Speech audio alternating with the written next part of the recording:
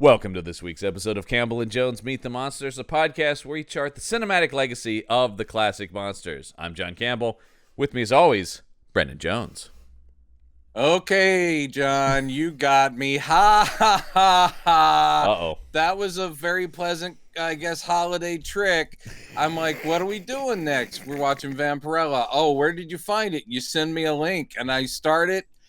It's one of your 8th grade movies that you uploaded. That's hilarious, John. Oh, do I wish, Brendan. And actually, I have no idea how you got Roger Daltrey into one of your 8th grade movies. long family friend, the Mr. Daltrey.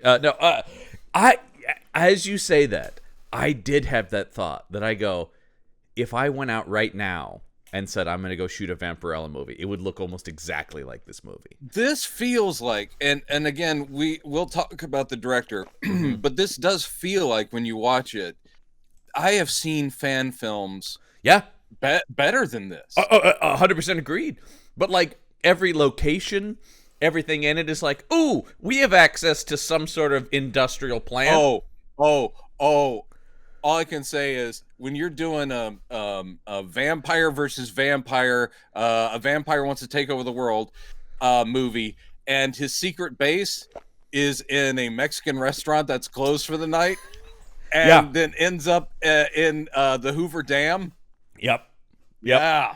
Oh, well, that's where I'm going. Where is he set up shop? An old ghost town that somebody knew someone who could get them into, you know? Yeah, outside of Vegas. The whole thing's done in Vegas, which is why it's Hoover Dam. And you're like, that's pretty true to the comics, though, right? There's a lot of Vegas-based Vampirella. Didn't you rewatch Lost in America fairly recently or something? I did, we were talking about it. Yeah. Because Vegas and then the dam, I just kept thinking of all the nest eggs. I'm always about to rewatch Lost in America, to be fair. So, that's a worthy task. This is not a movie, John. This isn't a movie. Really not. 1996's Vampirella. By the way, Brandon, we were talking about the runtime just before we clocks in at a healthy 82 minutes, including credits. 82 minutes. And it was a painful 82. And it drags like nobody's business. There's nothing here. No, there are two things I like in it, or at least appreciate. Okay. And then everything else is shit. I wonder if they're the same things I do. Go for it. I will state this. I thought the idea of her keeping her blood substitute serum in her armband. Yeah. That's clever. That's not from the comic. Agreed. She does have a blood serum substitute. Yeah. But having it housed in her armband, I was like, I like that idea. I do too. Okay. That's actually thinking. Yeah. that's actually some thinking. Yeah. The other thing is an unlikely good performance from a supporting character, and then I look up his IMDb and I'm fucking blown away, and that is Brian Bloom as Demos, the Judas figure of this. And if you look at his IMDb, he has played Captain America more than any other living actor ever. Big time voice actor. Yes, he's also the character of Varric in the Dragon Age games, which I fucking love, and that's a great character. His IMDb, while I was watching it, I was going, he's actually good. This is a terrible movie, but this guy's good. He plays, and that's why I looked him up. He also plays Black Mask in the Batman Arkham games.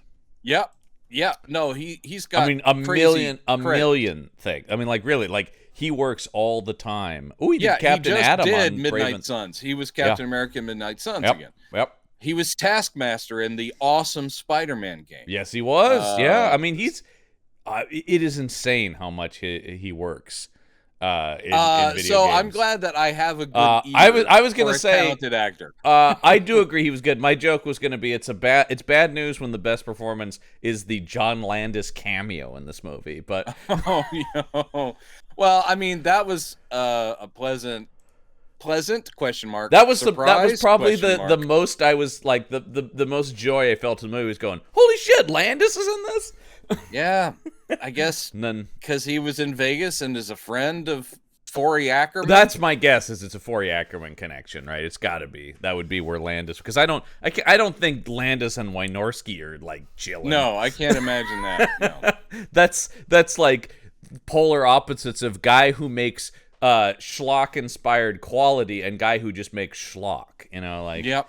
because yeah, And boy oh never boy. the twain shall meet. Boy, oh boy, it is also a thing, too, where you go, and John Landis is on set, and I'm going, boy, I want to see a John Landis-made Vampirella movie. That's what I'd like to see. I can only, I can only imagine John Landis, who's, I guess, game, Yeah. and it's 96, but I can only imagine him looking at that set and going, this is a spaceship? Oh, my God. Every spaceship. Once again, all going back to that, like, student film sort of thing, where you're going, like, every spaceship looks like an office that they've put, you know, a couple chairs and some computer things in. Some computer things with bleep bloop lights on them. This, by the way, speaking of bleep bloop, this movie has the most beeping and booping of any movie I've ever seen. Every single scene, the soundtrack is mostly boop beep boop beep boop bleep blah bleep bloop blah boop.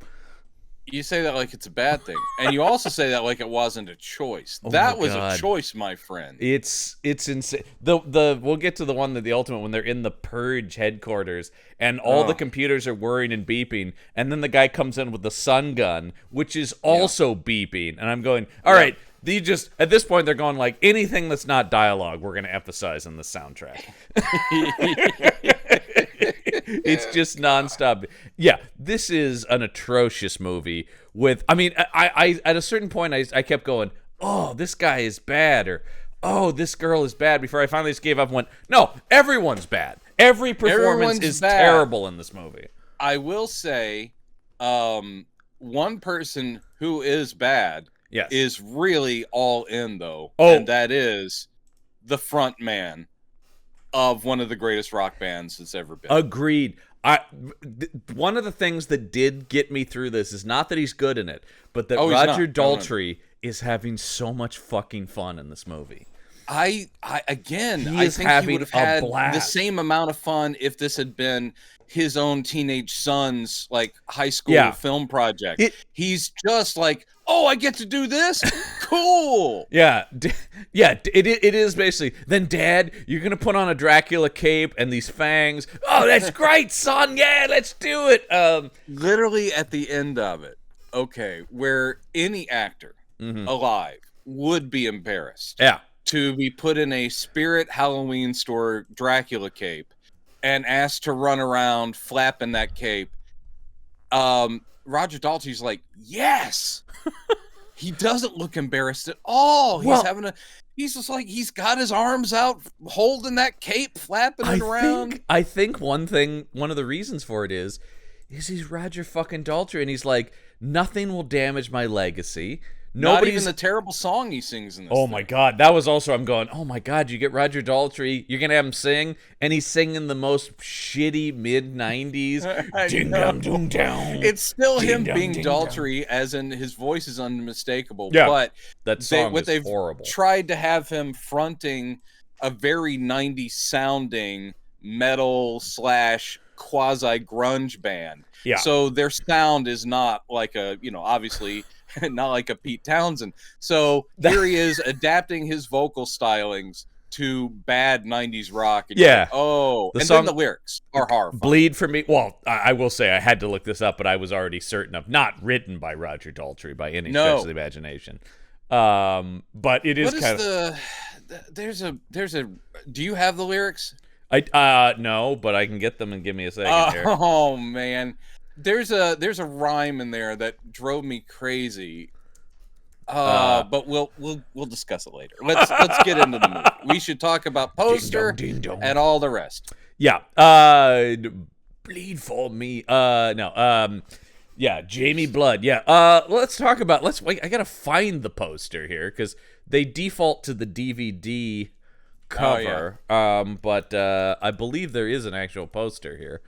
Because this is one of those movies where it's like, the poster I think just is the same as the DVD cover. It's just her with the fangs. Just the close-up?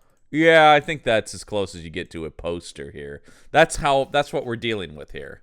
Once again, quality-wise, everything here is just kind of... It's a close-up of our star, Talisa Soto, with red contacts in. Yeah. And she's baring her fangs. That's it. Thirsty for justice. She'll settle for blood. I love the fact that... and the Vampirella font is wrong. at least on this. By the time you get to the DVD cover, they fixed it. It is the comic. It is the comic logo. Yeah, the DVD is the comic logo. Yeah, which the movie does use, and is actually also one of the only things I like about this movie was when the proper Vampirella logo came up. I was like, all right.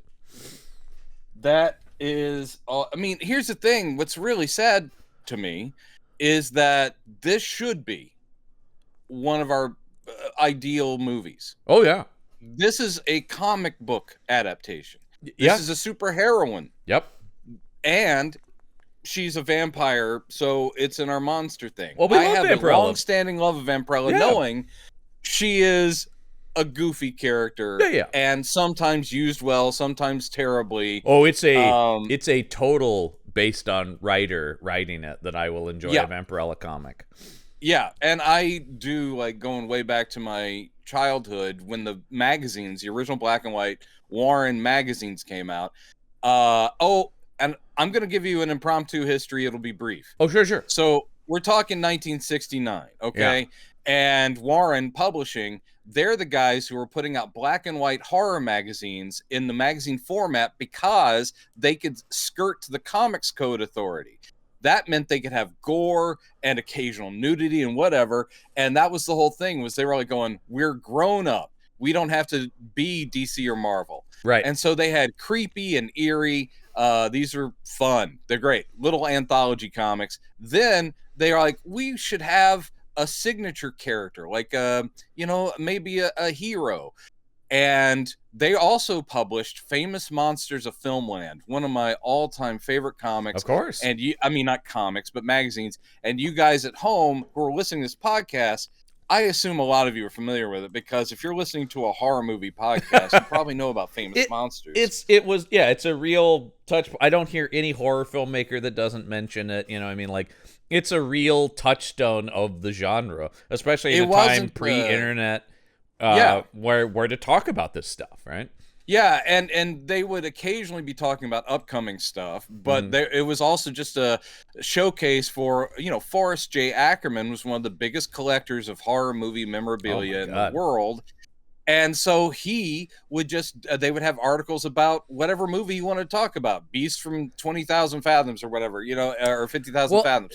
Yeah, and he would have stills. He'd write very punny little captions. Very much in the vein of, we were talking about Tales from the Crypt last week, in that sort of Crypt Keeper kind of, comedy sort of thing. There is, it embraced, as this movie should, and as the comic did a lot, the camp inherent in this genre.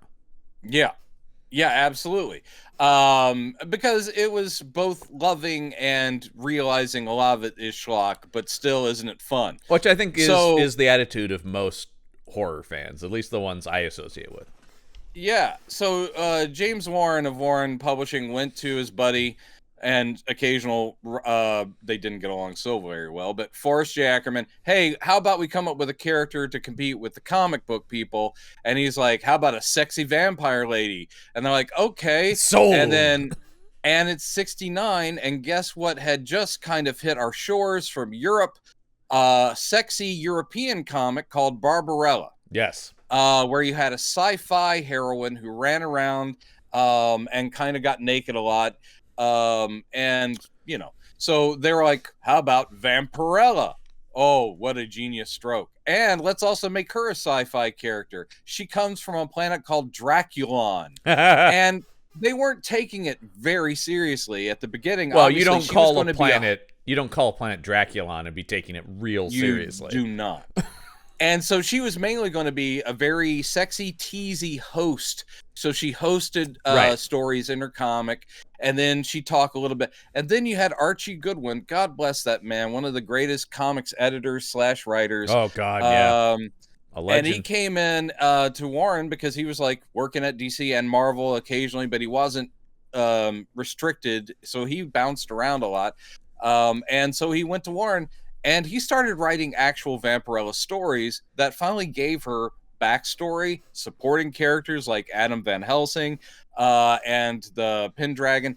So anyway, she did take off. And that magazine I liked because it was vampires. She was fighting Dracula occasionally. And the Chaos, the Cult of Chaos. Yeah. So she had villains.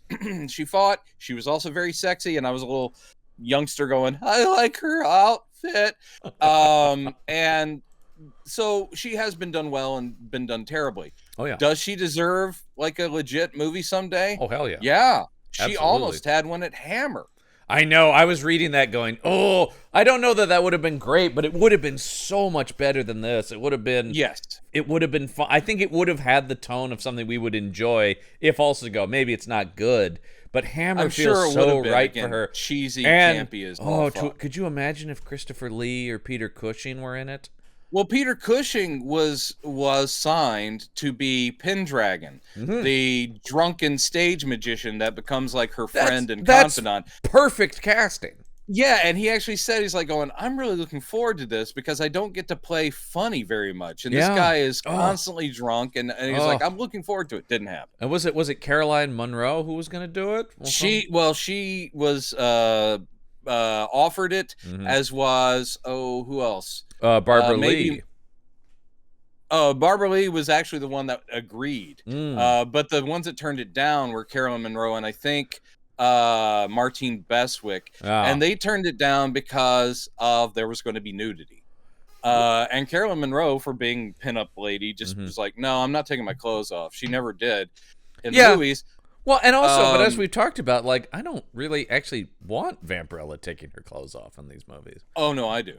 No, well, no, I think sex appeal, and it doesn't need to be nudity, but that is it. She's a sexy character. She is, but I think I like Vampirella in the cheesecake sort of mold, as opposed to the overtly topless, you know. And by the way, I can only say that that costume is completely impractical. It has taken a lot of flack in modern day. You would always have to modify it for a live action movie, right? I don't think you do. Oh, wow. That's what drove me crazy with this one. This looks terrible. Well, this looks terrible. This is not the right modification to it. Well, I mean, I was just saying that I've seen cosplayers that have actually created the real one from the comics. Yeah. And not had, I've seen them walk and run and pose for things, and they're not falling out. So we'll in other words, it's doable.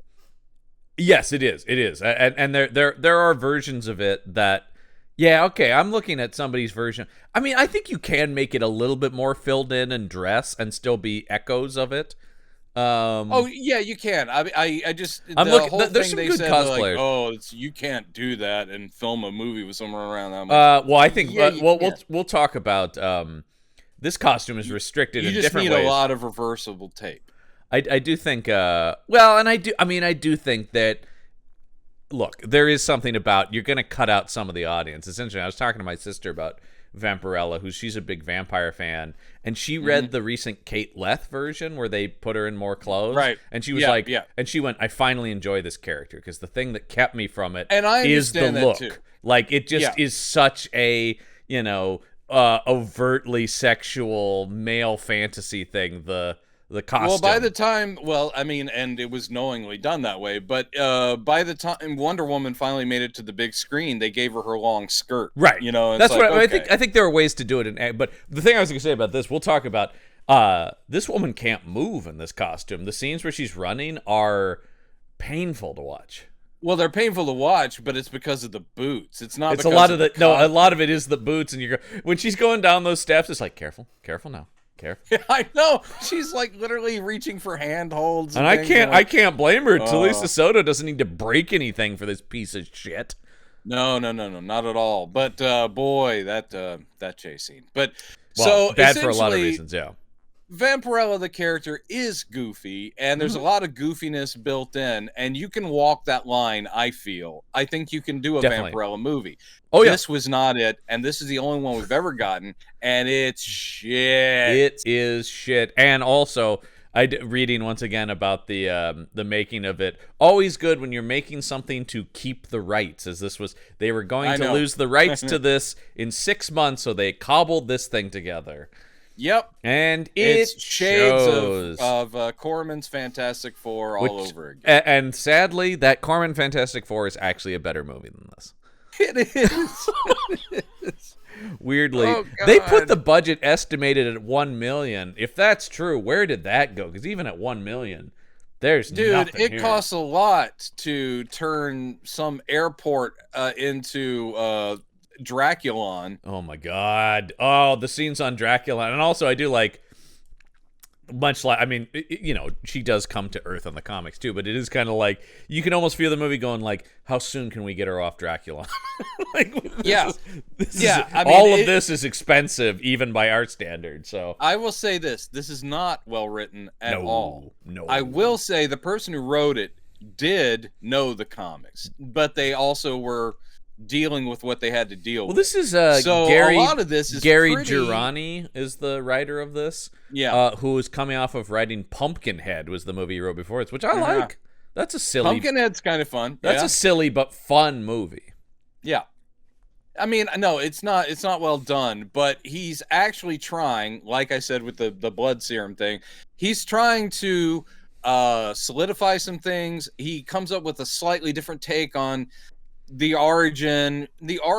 It's astronauts from Earth somehow end up on Draculon. Here they have her she's starving because she's one of the last people on that planet where the blood rivers dried up. Right. And so she attacks them, uses their ship to get back to Earth. But there's also a lot of I mean, you can't not think of Richard Donner's Superman the movie when they're bringing Vlad and his compatriots in front of the council at the beginning of this. And I'm going like, oh, General Zod much there, Mr. Daltrey? The whole thing here at the beginning is the High Elder, Angus Scrimm. Oh, my God. We can't get away from this guy. He is all over the place, man. You know what? I don't want to get away from him. I was going to say, nor would I want to. Talking about, he is always good, even if, I mean, he's similarly used here as he was in... Bloodstone or whatever it was then. Yeah, Subspecies. being like a patriarchal figure and like, not a horror character in this at all. He's I'll like come in, the wise man. I'll come in, I'll die, get out of there. Yeah. Great. So and then I got to get back to Phantasm 4. This is 30 centuries ago, as they keep telling us. And on Draculon, everyone is a vampire. Yes. But they have evolved past drinking blood from other vampire or other people because they have a source. Yes. Like their water on that planet is blood. Right. And so they look down on any throwback vampires who actually like violence on and biting. Paper, and I like all this. I think this is all good. Sure. I think this is all... I mean, if borrow from Superman the movie all you want, but I'm going... Okay, I mean, it looks like shit, but just I'm paying attention to the plot. This is from the comic. It is from the original magazine. It is, but I mean, like they've repackaged it in the Superman the movie way. Yes, but I do like. I mean, as making all of this contemporary, that it's all happening at the same time. Yeah, but this is all, and that's I'm going like, okay, at this point in the movie, I'm going, okay. I mean, it looks cheap, but. This feels Vampirella-y, at least in plot. I'm giving them the benefit of the doubt of going, okay, there's obviously some sort of enthusiasm for the source material. When you watch Logan's Run now, it is very clear that their future city was the Embarcadero Mall in San Francisco, which was very futuristic in design at the time, and they used that to be Future City. Here, it is clearly like an airport in Vegas or something that has some throughways that have neon, and they're trying to make this like an alien high advanced society, but they're using people walkers. I mean, those the conveyor walkers from an airport and making that look like it's supposed to be sci-fi, and you're like, no, that's them just trying to get to their next gate. But High Elder guy is the adoptive father of Ella, our heroine. And actually, weirdly, this is a thing that people don't... This felt... We mentioned Superman the movie, but her whole relationship with this guy feels a lot like Peter O'Toole in Supergirl the movie. Oh, I was actually struck more by the comparisons to Supergirl. Yeah, definitely. He's like, you aren't my flesh and blood daughter, but I love you, and I've trained you well, and you're a wonderful... ambassador of peace and whatever. She's like, thank you, High Elder, you're my dad too, I love you. Oh yeah, well I do like where it's just the formality of any of these sci-fi scenes in movies like this where he just goes, I have raised you well, stepdaughter. Yes. Yes. And you're just And like, it's like, I okay. am so glad you did not turn out like Vlad and his minions who seek to return us to a barbaric time. It is very like B schlock movie Kryptonian superhero where it's just like, we are an advanced race, so we speak without emotions and without contractions. Yes, and we are so extremely rational and calm. Yeah, and you're just going like, okay. But they bring in Vlad. Oh. Vlad is the bad boy. And you know him immediately because you can just hear off screen. Yeah! The other thing I kept thinking last night is I just love the idea of him in the studio or something just going, hey, Pete, I'm working on this really cool vampire movie. Oh, God. And Pete Townsend immediately, Pete immediately hangs up. Pete, hello? Because I don't think Pete ever tried any acting as far as I'm aware, beyond that Simpsons appearance when they were all in it. I don't think he did.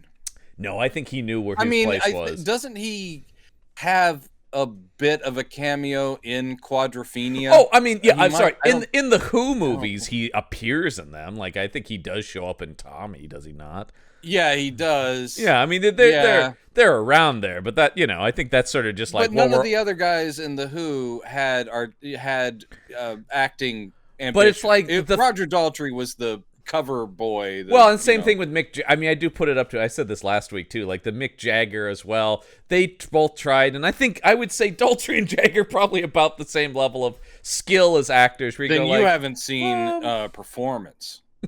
Oh my God, Mick Jagger blows you away. I did see Free Jack though, and what a great oh boy. Man, if I need a far future bounty hunter, I would call up Mick Jagger.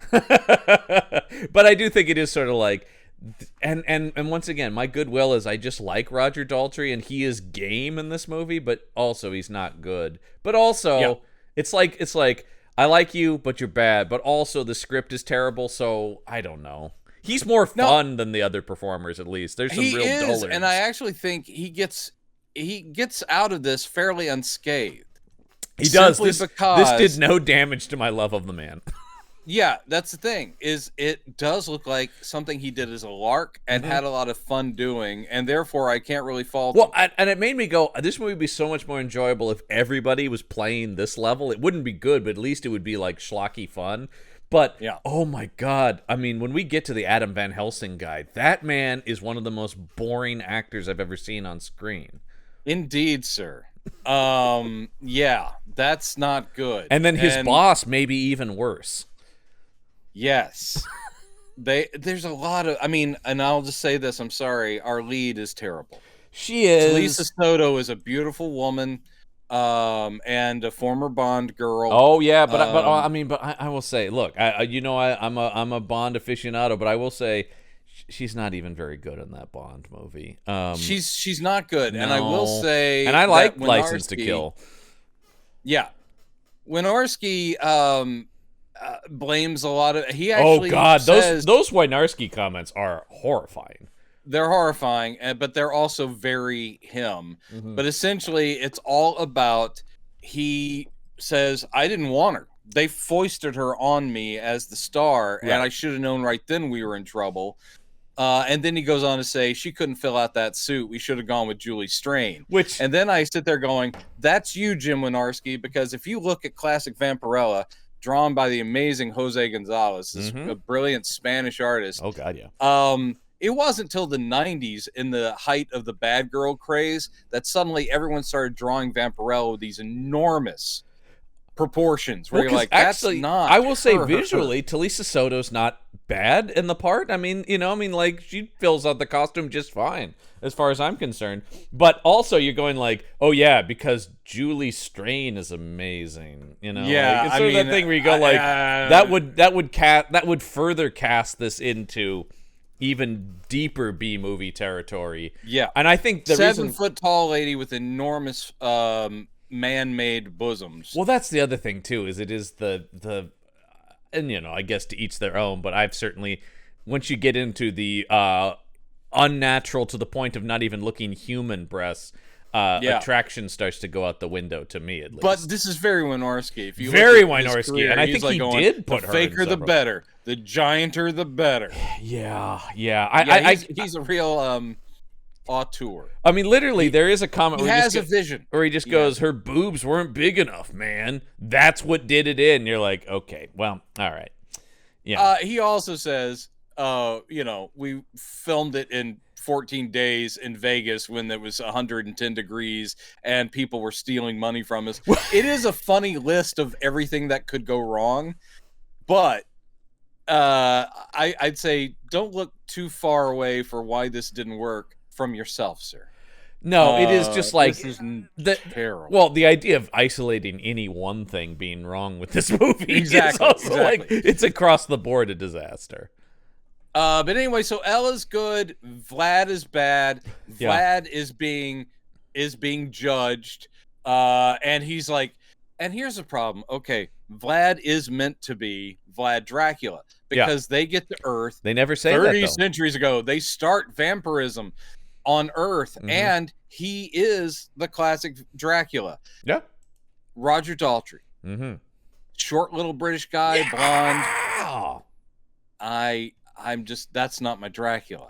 But anyway, I mean, this is, you talk about having actor voices. This is total stunt casting, right? This is total, like, we've got a legend. And I think also Talisa Soto, obviously, is coming off of she was a Bond girl. They can promote that. No, of course. I mean, that's why they forced her on him. Is they're like going, she's hot right now. Okay. Although, once again, as we're pointing out, it's not that she's not good objectively. However, I don't know that they would have gotten anyone good for this, really. With the money they're dealing with, it was always going to be the director, a model or something. It was never going to be. It was never going to be. I mean, this thing was never going to be quality. They weren't taking it seriously. Man, if you want to put a Bond girl in Vampirella, Famke Janssen. Which is interesting because Famke, this is I believe this is, she's just doing GoldenEye when this comes out. So, but yes, agreed. Famke Janssen, like, she would have been really act. Who can really act, and also would not be up to Jim Wynorski's standards because she's kind of slim and tall. Yeah, but exactly. Is what I do picture as Vampirella. Well, I always default to the original stuff because it is so gorgeously illustrated. I sit there going, she's drawn as an extremely sexy but non-unrealistically proportioned woman.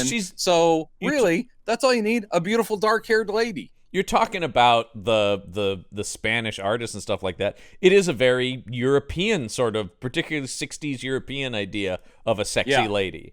Also, one of the great things, if you read those old magazines, is that clearly all of it, because it's being produced in the early 70s into the mid 70s, I love the fashions that are even drawn, because the Spanish artists were all detail, crazy stuff. So you have Adam Van Helsing walking around in freaking bell bottoms and ascots and stuff like that. It's full 1970s awesomeness. I think it's a mistake to do Vampirella out of that period because the period fits so well. She should be going to discotheques and things like that. That's what we should have, not modern day Vampirella. Yeah, I do think it would be a lot more fun if you leaned into the world of Vampirella as well. Yeah. And that's where Hammer would have crushed it, of course, because they would have been making it in the 70s in Britain. Everybody would have had sideburns. Oh, God. That movie we would have loved, even if it was bad. I think we would have been like, this is fun.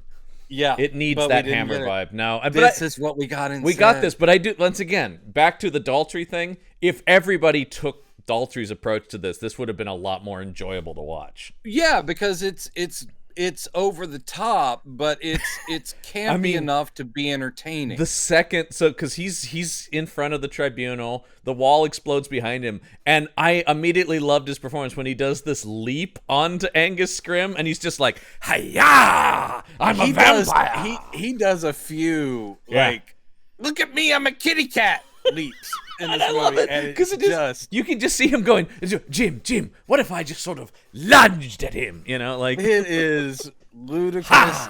Yeah, his supporters, his backup dudes, including Demos, they break him out. They break up the tribunal. They kill all the elders, and then they're like, "Let's get out of here." The Draculonian fugitives, as I like to call them now. Yes. Well, because they do talk about not only he started this cult, right? That's the whole thing. If he's sort of Right. spreading this idea of biting people again and stuff. Yeah. Let's go back to the old ways. So they're like, we got to get out. He goes, not yet. And then he goes, this is poetic justice. And well, he every drains- line once again with this performance, every line he goes is yes, he loves his fangs too. Like he really you dig them. That's the thing. Look at these. It is almost like part of his line delivery is how much can I jut the fangs forward too. And he is successful. He does. I wish we had been filming this because your face was great there doing it. It's so wild. I mean, I will say, actually, if you just go to the IMDb, the promotional photo of him from this captures his whole performance. It is him jutting those fangs forward. And he is just like, yeah. Yeah, there he is. Oh, it's me, Vlad.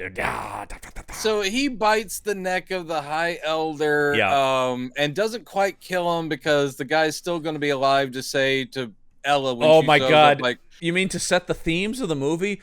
Don't let vengeance consume you. You don't be like Vlad. And then she's like, fuck it. I'm going to go after Vlad. Yeah. So sorry, then, stepfather. I have no choice. Cut to modern day Los Angeles 30 centuries later. Oh, yeah, baby. It's the 90s. And suddenly we're at basically an antique store.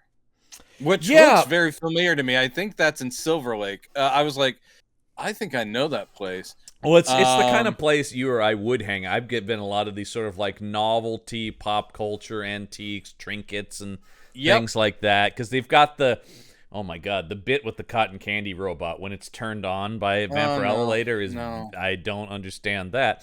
Because it's like that's a candy dispenser. Like, if you're gonna have a dumb, inanimate object that talks, we see it in the scene, the very first scene, but it doesn't talk to him. Mm-hmm. You should at least establish the thing has set things it says, because then you go, was this possessed by some spirit when Vampirella comes in? And it's like, I have something sweet for you. Yeah. I love the idea that Vampirella is just so hot in this world that even inanimate machines are like, God damn. You really turned me on. But this is just garbage. Yeah. Talisa Soto, by the way, I don't know if you saw this, has retired from acting, but has been married to actor Benjamin Bratt since 2002. Oh, wow. Yeah. I bet their children are absolutely gorgeous. I was going to say, that is an attractive couple. Good Lord. Yeah. The only time she has come out of retirement to act is in things he's directed. So... Okay, that's good. Yeah. I mean, she isn't hurting anybody, but she's just... it's similar to like her in License to Kill, and often she is far from the worst Bond girl. She's also not the main Bond girl in that movie, because I actually really like Carrie Lowell, who's in that. She's not much better, but she had her time. She had her time. All right. But I'm a fan of License to Kill. I like License to Kill. I got a license to kill.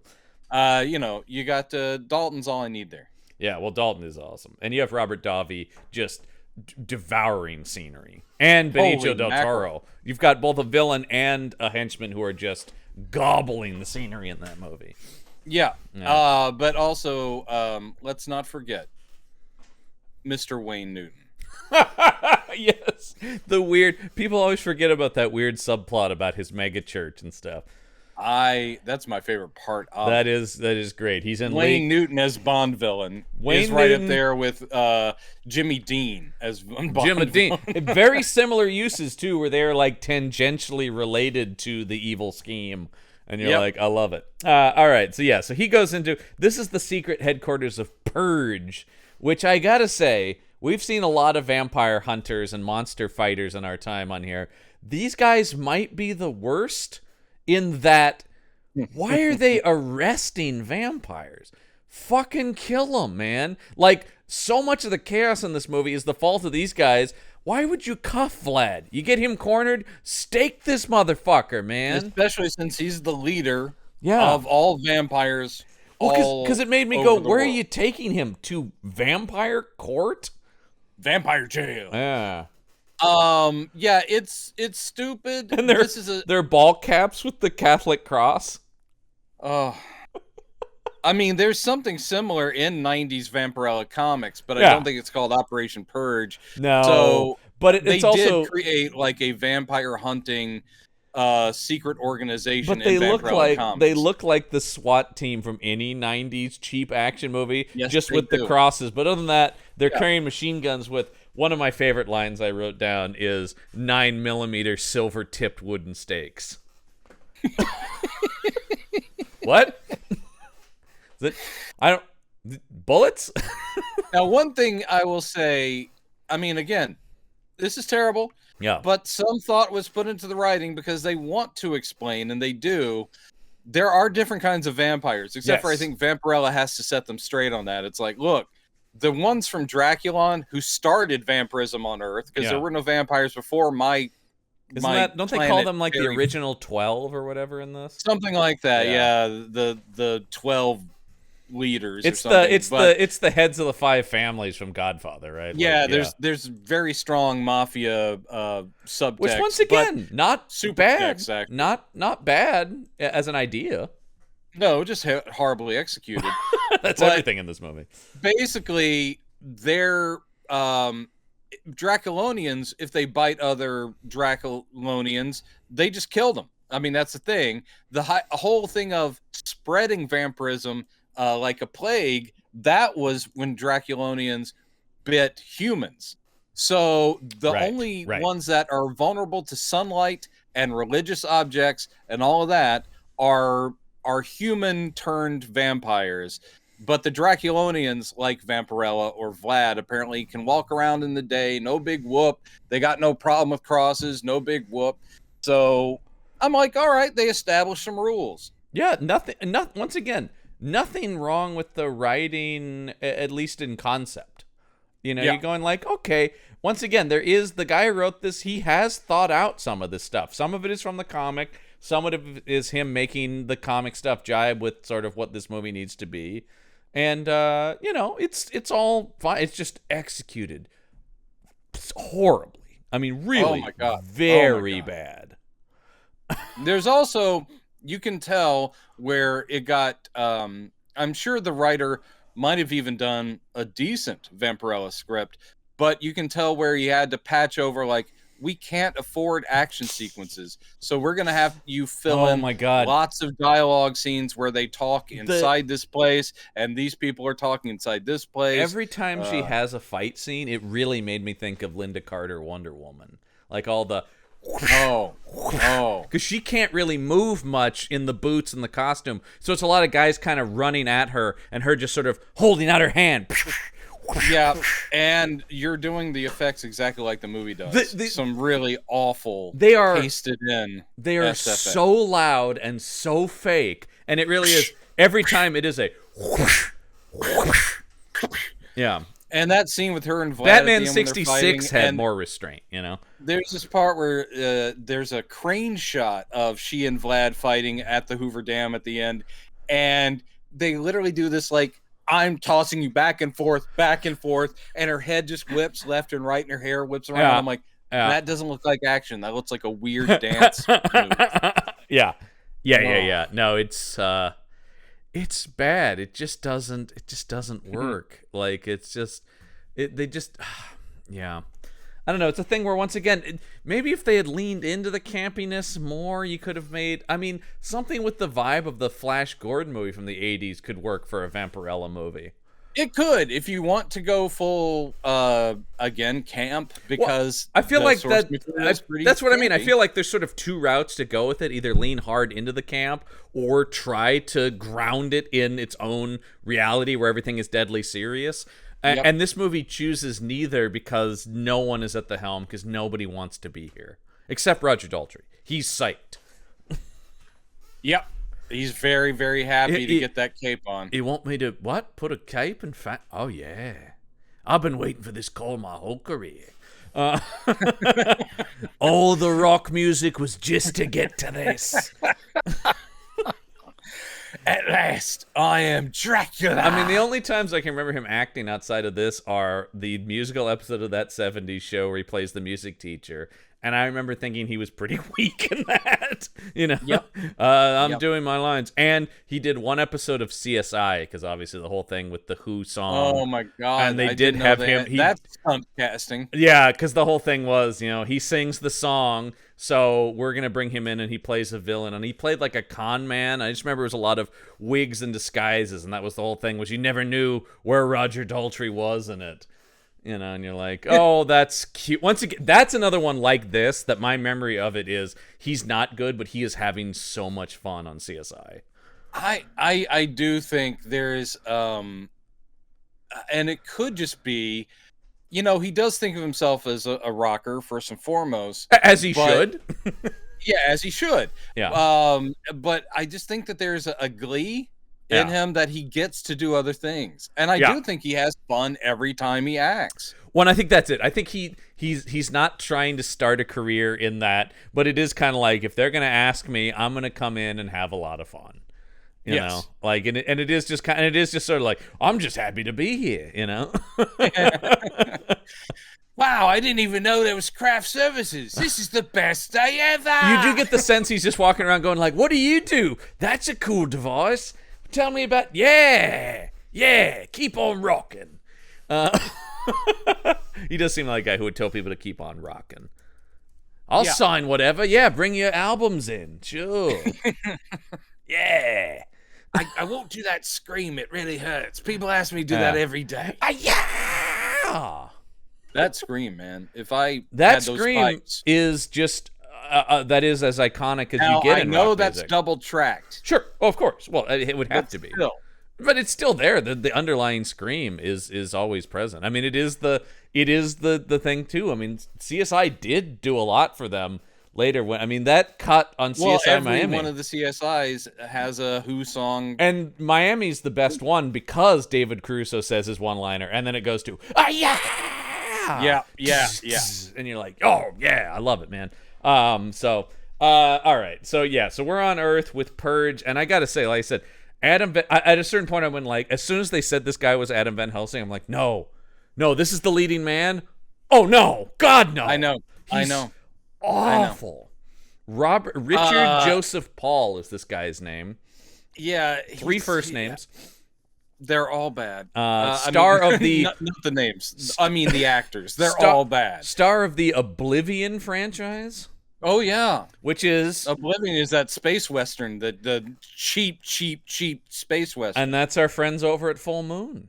Oh, God bless him. He is he's the leading man of that franchise where he plays hero Zack Stone. Ooh. Speaking of they demos, got they get some by the way, they get some known people in those. I see a George Takei and a Julie Newmar in the credits of that movie. Nice. Yeah. I'm going back to Brian Bloom, who plays Demos. Yep. One thing that I didn't list in his credits, that I'm surprised you didn't, and I'm surprised you don't have the box set of these. He was Bandit in the 4 TV movies in the 90s. Oh shit. Yeah. All those directed by Hal Needham. Yeah. He's playing I don't think those Bandit. I don't know if those exist on DVD anywhere. Bandit Goes Country. Yeah. Bandit, Beauty and the Bandit. Yeah. Bandit's Silver Angel. Oh boy. He's the only person. These are all from 94, which means 4 TV movies shot in 1 year. But he's the only person besides, Burt Reynolds to take on the role of Bandit. Yeah. I don't think I'm going to do this one. Okay, so it is available. These are only available in the Bandit 7 movie collection. They package these with the other ones as if they're all valid. And honestly, I enjoy Smokey and the Bandit, but then just stop. Smokey and the Bandit 2 is not worth time, but Smokey and the Bandit 3 is horrible. And just oh my God! In the first one, Elizabeth Berkley is his girlfriend. Oh God, of course. Well, that's 1994. Man. Perfect. Oh God! Jeez. In Beauty and the Bandit, Kathy Ireland is his girlfriend, and Tony Curtis is the bad guy. I gotta get that bandit. Yep. Oh boy. Oh God. And then oh my God. Sorry. I know this is a total tangent, but then you get to Donald O'Connor in the last one, and Tracy Lords is his girlfriend. Oh, man. He's got a long way to go and a short time to get there. Yeah. It was a fun one-off movie, folks. It didn't have to be a franchise. The second one I like, just because I love Dom DeLuise. Well, sure. I mean, look, if you listen to the Action Shelf, you know that both Listman and I love Burt Reynolds. So, yeah. I mean, anything with Burt is going to be mildly enjoyable because of his presence at the very least. Yep. All right. Sadly, he's not in this. Although, I don't think he ever made one of these. I would love to see Burt Reynolds versus some vampires. Ooh. Don't, well, don't try to drink my blood there. Back off. He phones that in like he does all the other roles. Well, there is I think Smokey and the Bandit is the turning point where he starts phoning in everything after that. Oh, yeah, he's like, I don't have to be serious. Great, I can just kind of do my own personality, but amped up a little. Which one is this? Stroker Ace? Got it. Yep. Now, in this case, as we were saying, Operation Purge is apparently a secret organization in an antique store in L.A. And just like in Marvel Comics, is like a secret entrance, and you get scanned, and then you're let in. It's mildly cool in theory. Yeah, they're all in black clothes, and it looks so fucking cheap. But you walk by the testing area where they're like shooting dummies. And then you walk into, I guess, the hub, which has got a computer, and it's just beep, boop, and Adam Van Helsing checks in. This takes a wide swing from the comics, because in the comics, Conrad Van Helsing, Adam's dad, is alive and is one of the core characters. In this one, he had to kill his dad. Adam did, and because Vlad turned. When you get to that scene, were you not just in tears? The heartbreak of it.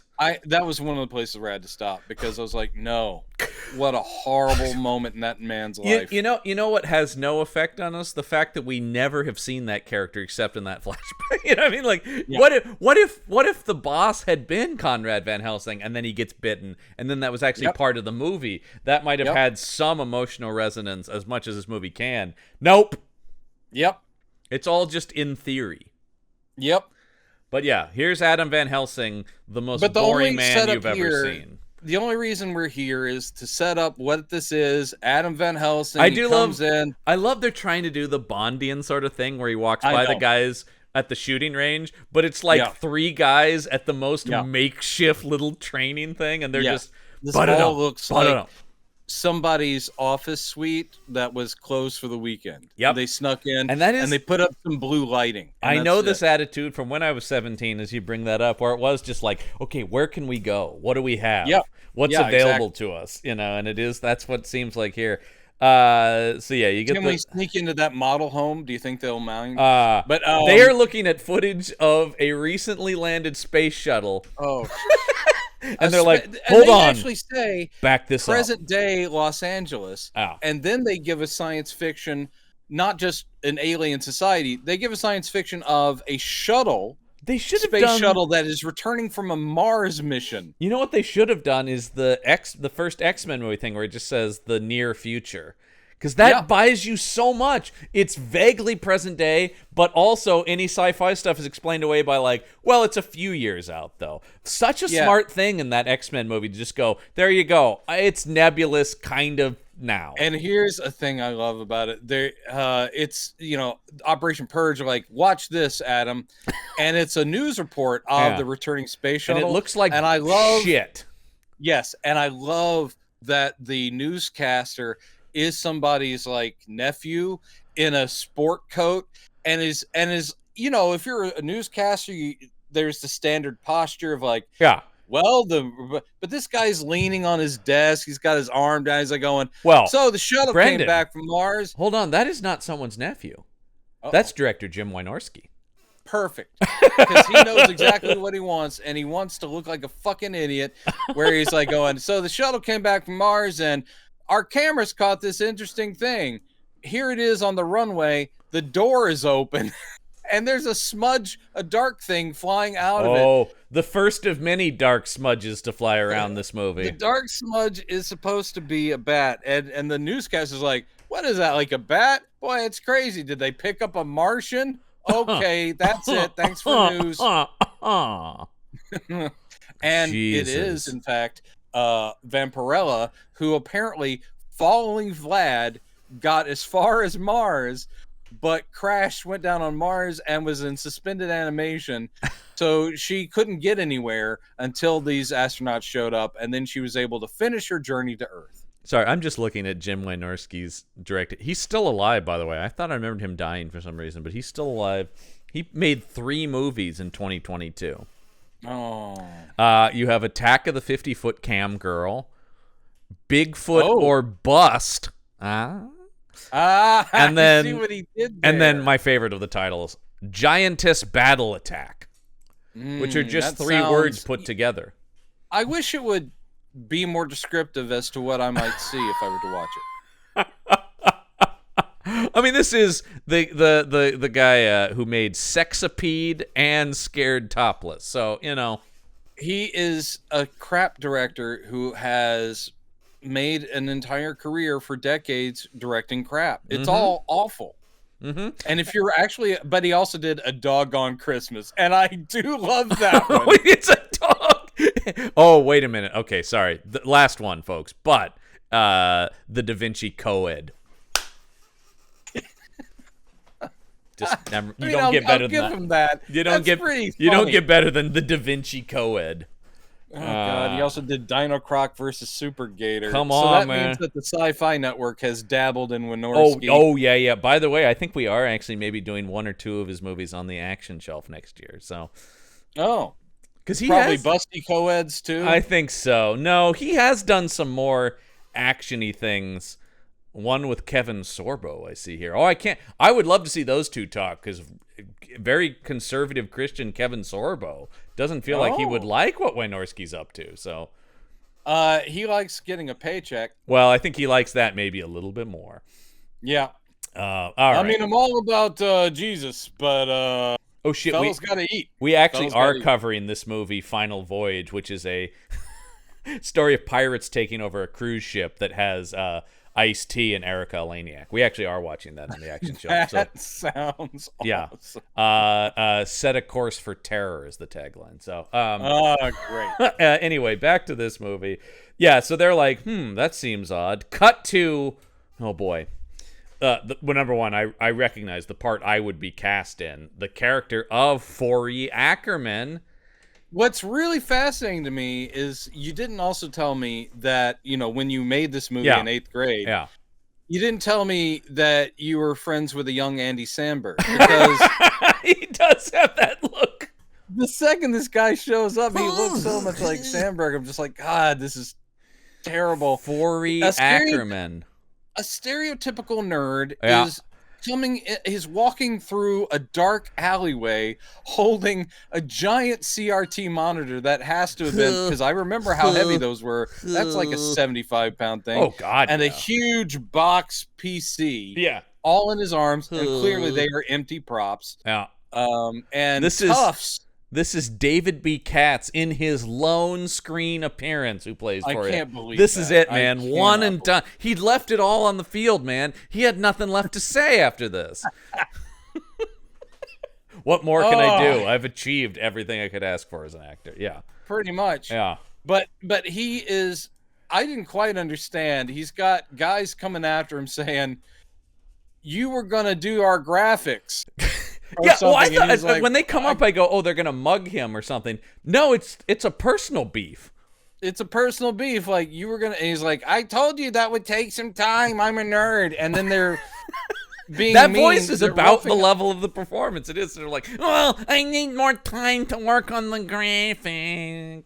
And okay, let's assume that Vampirella got off that space shuttle. Yeah. Wherever that space shuttle landed. I mean, I got to assume it's like Cape Canaveral or whatever, right? Sure. Let's go and with now Florida. she's in Vegas. Yeah. And I No, don't this is quite L.A., know- right? This is still L.A. because she's going to go to this the is Purge still LA. headquarters. Right. She then doesn't they'll know go to that they're Vegas. in Vegas yeah. yet. Right. Yeah. Okay. But This is her she has Batman come to LA, entrance. Yeah. crossed a big chunk of the country. Mm-hmm. She's on a mission to find her Draculonian rebels. Yep. Why does she stop off in an alleyway in LA to help a nerd? To do a comic book, once again, it's a very Batman moment of like, step away from him. I couldn't believe. So I just love, because when we see her at the beginning, she's in, whatever Draculonian dress. Yeah. Do they ever explain what the deal with the costume is? No.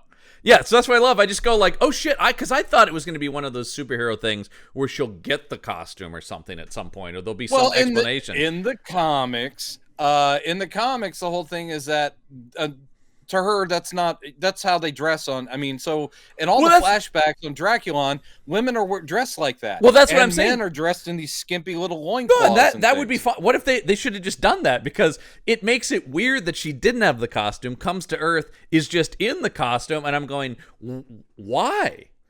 Maybe that's what you wear when you chase after bad guys in a spaceship. Because I'm like, oh shit, she's just in the costume now. Oh, okay. Yeah. She's just ready to be Vampirella. Yeah. But she doesn't need your permission, John. I guess not. But here she is to do some of her lame Linda Carter Wonder Woman punches here. Oh, and no slight to Linda Carter, who's a treasure, of course.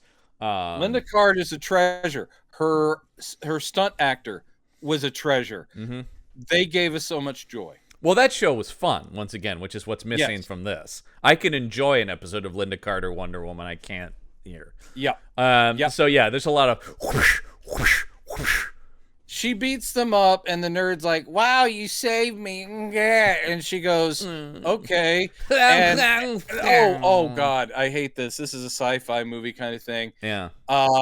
He goes, holy crap. And she goes, holy. As in something that has spiritual significance. Stop. Crap. Yeah. That is waste material produced by the body. And she goes, that's an interesting saying. Stop, movie, stop now. Like, it is one of those things. I am new to your world. Yeah. What's your name? Your Ella. world confuses and terrifies me. And he goes, what's your name? And she goes, Ella. He goes, nice to meet you. And they shake hands, and then she just follows him home. Our nerd impression always defaults into Jerry Lewis eventually. Nice to meet you, pretty lady. Well, especially this guy they are literally one step away from full on spazzing him from Meatballs by putting tape on his glasses. They didn't do it. I can't believe they resist the urge, or full on. This is also what every nerd on Saved by the Bell was like too. Yep. And I'm telling you, Eddie Deason was at home sitting there going, why didn't they call me? Well, Eddie, because by this point you're 54. Oh no, Zemeckis is still fucking calling him to play teenage nerds and shit. By the way, I'm doing my Jerry impression. By the way, don't Google modern day Eddie Deason, because he's fallen into some trouble. Oh no! I don't know if you know about that, but yeah. I have a lot of non sequiturs. I don't know if you know that. Yeah. That I always go to, and very often they rhyme. Because I always say I'm starving like Lee Marvin, and that makes no sense again because I assume Lee Marvin ate well. Yeah. But I always say when I'm cold, I'm freezing like Eddie Deason. Yeah. And maybe I need to change it. Well, let's just say he's run afoul of the law a little bit in recent years. In ways you might not be expected. You might not be surprised to hear he's a little pervy with the lady. No, not Eddie Deason. Eddie Deason's got restraining orders against them. Yeah. Although I will say his mugshots and also many cease and desist letters from Jerry Lewis. Please stop. It just says, yeah. Anyway, yeah. So Forey Ackerman, I mean, is not the real life Forey Ackerman, who also makes an appearance in this. Oh, of course I clocked him. Yeah. They've named the nerd character Forey Ackerman as a nod, and then Ella follows him back to his nerd apartment that has nerd posters on the wall, but not anything that's that he has Mad Max Beyond Thunderdome. He does, but he does have there's no Superman or something. There's nothing that's that's too copyright infringy. Yeah. He just loves the song "We Don't Need Another Hero." It has nothing to do with the movie. Here, but in Thunderdome, that's my favorite part of the song. Basically, it's him like, "Are you really a vampire?" And she explains, "I'm from Dracula on a planet, and I'm after these people." Yeah. And here's the thing I love: he is her first Earthman that she's met. And what is the one? Oh, she says, "I'm looking for these people." and she lists their names Yeah. of the bad guys. There's Yeah. Vlad, Demos, the lady character, and then there's Trax. Trax. I remember that. And Trax, which is, by the way, spelled Traxx. of Trax. course. But what I love about this is Forey, the character, goes, Wow. "Do you mean Professor blah blah blah Trax?" Yeah. As if there's only one Trax in the entire world. But he is famous for debunking supernatural. He couldn't be a vampire. He spends his whole career saying there aren't vampires. He pulls up a profile of Trax on the computer, and Ella goes, "Yes, that's him." Yeah. And she goes, "It looks like I have to go see this guy." And he's somewhere outside of Vegas, or I don't know. Yeah, He's they're all over the place in this movie. They're all over the place. But she's like, "Thank you, you've been a and big by all help." over the place, I mean they just go back and forth between LA and Vegas. Yes. Even though we do go down to somewhere in Mexico, I think at one point. Yeah, the worst here, of course, is when he leaves and he goes, "Vampire, Ella." Okay, Vampirella. First, he goes, "Are you gonna go out looking like that?" She goes, "What's the matter with the way I am dressed?" And then I held up my hand, but they didn't call on me, and I would have been going, "That's an embarrassing attempt at recreating the Vampirella costume. It looks terrible." Yeah. But instead, he's like, "It's a little here? revealing," and he gives her a coat. Well, she starts to leave, and then she goes, "You don't want to start a heart attack, man. I'm gonna die." And she goes, "Wait, one more thing." And she comes over and kisses him and says, "Thank you very much," or whatever. And she leaves. He goes, "Oh, wow, she kissed me." And he goes, "Ella, vampire, Ella." And then he goes, "Vampirella." Here's what's confusing. So are we to assume then that Forrest J. Ackerman's... apartment. Oh, yeah. But I was just going to say, I know where you're going with this, but we're to assume then that Vampirella, the comic, created by Forrest J. Ackerman, not in the 90s, is now based on a real person who he met. Possibly. Yeah. But yes, but this he is would even also weirder. need to know the existence of Adam Van Helsing and all that other stuff.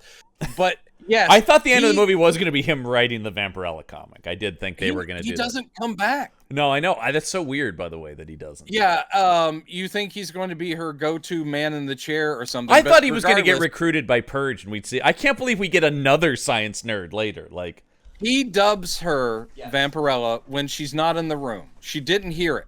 And yet, from here on out, she calls herself Vampirella. Yes. And everyone starts calling her Vampirella. Well, with her super vampire hearing, she heard it from the hallway, right? And she's like, "Oh, I like that. It is my name, and it's also what I am." Oh, I like this. That should, but it is just sort of going like, how is that a more normal human name? How will that not draw more attention than just being Ella? I know. It doesn't matter. It doesn't matter. It's incredibly stupid. So let's see. Yeah.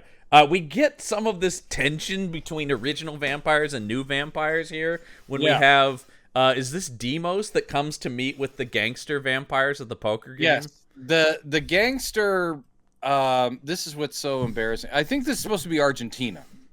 Oh. Well, I got no sense of that. I know. But so this is a south of the border vampire mob family. Yeah. And the guy in charge of it is doing some kind of terrible "I'm trying to do Scarface" accent. Yeah. It is pathetic. It is so bad. Treat and me with like the a fangs fucking cockroach. And essentially, it also doesn't make any sense. What I don't understand is Vampirella happens to show up on Earth. Vampires have been around on here for 30 centuries. Yes. Their power structure is very established. Yes. But she shows up just when the human vampires think they're going to take over for some reason. That's convenient. So, yeah. So you got this guy going, "You think you scare me? I don't even believe the story of you coming from another planet. You say you're some sort of alien, that you created us? Well, it's time. Time is over for you. Your time is done." And Demos is like, "Oh, is that so? Well, we kill all your men." And they do. They kill all the men. Then they string this guy up, and they start shooting holes in the ceiling so that the sun enters and burns him like a torture technique. See, the sun doesn't affect them, even though they're wearing sun suits, is what they say. Right. So that's confusing because Demos is a Draculonian, so why is he wearing a sunsuit? I don't. Oh God! And these sunsuits are embarrassing, man. They are black hazmat suits. They also, the way they fit with the hoods really made me think of Peter Stormare's band from Big Lebowski. Oh yes. I wanted them to go, "We believe in nothing." You mean what were they called? Autobahn? Yeah, Autobahn. Yeah, it has that look.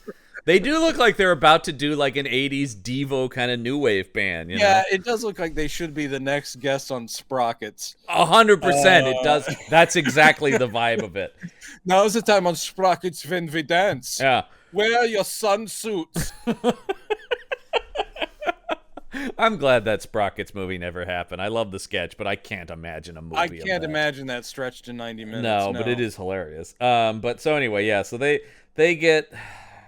This is where, as I was calling them at this point, Purge or Catholic Spec Ops shows up. Because they, once again, it's just, I love cheap SWAT teams in movies where they don't have body armor. It's just ball caps and machine guns. Yep. There's no, and they show up, and once again, I'm just going like, man, Vampire Hunter's going, that's it, everybody freeze on the ground right now. We're taking you in. I know. No, man. Eradication is the approach to vampires. There is no like, you have the right to remain silent if you need to call a vampire lawyer, you know, like. We will listen to your case. However, you are a blood-sucking fiend. Hello? Yes, is this the law offices of Vlad? And yes, no, they got me. I'm busted on some charges. They got me again. Can someone send me down here? That's it. Yeah, you never want a scene where you never see Van Helsing in a Hammer movie, and Dracula goes, "That's it. Hold it, Van Helsing. I'm calling my lawyer." I like the idea of the vampire lawyer coming and going, No, not another word. Do not tell them any. Keep your mouth shut. Do not talk. What charges are you holding him on? If not, you have to let him go. All right? You know you have to let him go within 24 hours if you have not charged him. Yes. This is violation of his constitutional rights. Damn these vampire lawyers. I mean, Vampire Law and Order now does sound amazing to me, and I want that show. Chong Chong. Yeah, I'm down for it. Yeah, it's just Law and Order. It's the same show, but everyone's in capes. Is basically what it is. Sam Waterston in a cape. That's kind of what I've always wanted. Actually, Sam Waterston does kind of have the face and build for a vampire, man. I can't believe he hasn't. Way back, like in the 80s, Sam Waterston, I kept going, that is the Shadow's profile. Oh my God. Young Sam Waterston as the Shadow? He would have crushed it because he's got the gravitas. Except I've never gotten a real aggressive vibe from him. He can be stern. He's got the that's what I'm saying. He's got the gravitas and he's got the authority for it, though. But he's got that beak, and I always looked for beaks back then. I was like, Matthew Modine, you got a beak, but again, you'd be a terrible Shadow. Yeah, I don't buy the. I mean, you know, I love Baldwin. He doesn't have the beak. They give it to him, obviously. But in terms of what you're talking about, personality-wise, I do think Baldwin was. Yeah, he didn't look right. I love that movie. Anyway, yep, I know. We've had this argument before. All right, so let's see. Yeah, so they all capture these guys. Yeah, they've the human vampires get wasted, but they have captured Demos. That's a big get because he's Vlad's right-hand man. He's on Purge's top 10 most wanted. And so they're torturing him for information. They've got him hung upside down on a cross, and they're letting in beams of sunlight. That was that earlier? That was what they busted in on. Yeah, that was Demos torturing. Sorry, that was what they busted in on. This is where they threatened to inject him with holy water. Yeah. Which again, I don't know why he's afraid. He's Draculonian. Yeah, that is pretty funny. And I do love the way... We had this blessed by the Pope himself. That was my favorite. It's like, this is the pure shit. Blessed by the Pope himself, man. It's like, you know what happens holy. when we inject this into a vamp? They start to bubble. They lose all molecular cohesion. Once again, this is Vampire Law and Order. They're grilling a suspect, and they're going like, "Oh, he ain't a pretty sight, pal. Believe me." What they're grilling him for is, where is Vlad? Where's he located? And he's like, I can't give him up. He's my master. Can I whatever. tell you though? I wish they had leaned harder into these guys being cops, and you had like a Dennis Franz type going like, "You're gonna tell me what Vlad is, all right? Yep. Come on, give me like No, a doughy mustachioed guy going like, We've tell me got- where the goods are." We've got boring Adam, Yeah. and we have Jeez. really bad acting, middle-aged Lee boss guy. Lee DeBrew is this guy's name, and he's is terrible. awful, and he's in a million movies somehow. Yeah. How is this good guy for him. in Chinatown? I mean, he plays policeman, but still, I'm also trying to figure out who he plays in RoboCop, a movie I've seen a million times, and he plays Sal? I don't know who he is. Oh, it's probably going to be a one-word, one-line. Yeah, I bet he's like, I wonder if he's like a guy, one of the store owners who gets robbed or something. Could be, Yeah. or maybe he's one of the gang, one of the evil gang. 'Cause Ooh, they're all just He did do an episode of Whiz Kids, one of my favorite 80s shows to reference. whiz kids. I'm familiar. A little ahead of its time, I think, in terms of like computer-based crime fighting. Yes. Yeah. That's what. Yeah, I'm pitching it now. I'm gonna make the Whiz Kids reboot. I'm pretty sure Hey, you that's could, all yours. I'm not going after. I'm that pretty at all. sure I could make a Whiz Kids reboot, and no one would know it's a reboot. They would just go like, "What is this? A new show?" Yeah. No one. Oh, great. remembers So they this. sit around at a computer and solve crimes. That's why CSI Cyber didn't go. Gripping. You know why? drama. Because that's boring. Cyber crimes are boring. Yep. There's important work, but it is boring to dramatize. Yeah. So and yeah. it is people sitting. So while they are, we should say Demos does crack. That's why I called him the Judas of the group, because he goes, fine. He's in Vegas. and he's going by Jamie Blood. By the way, you want to be an going by undercover vampire?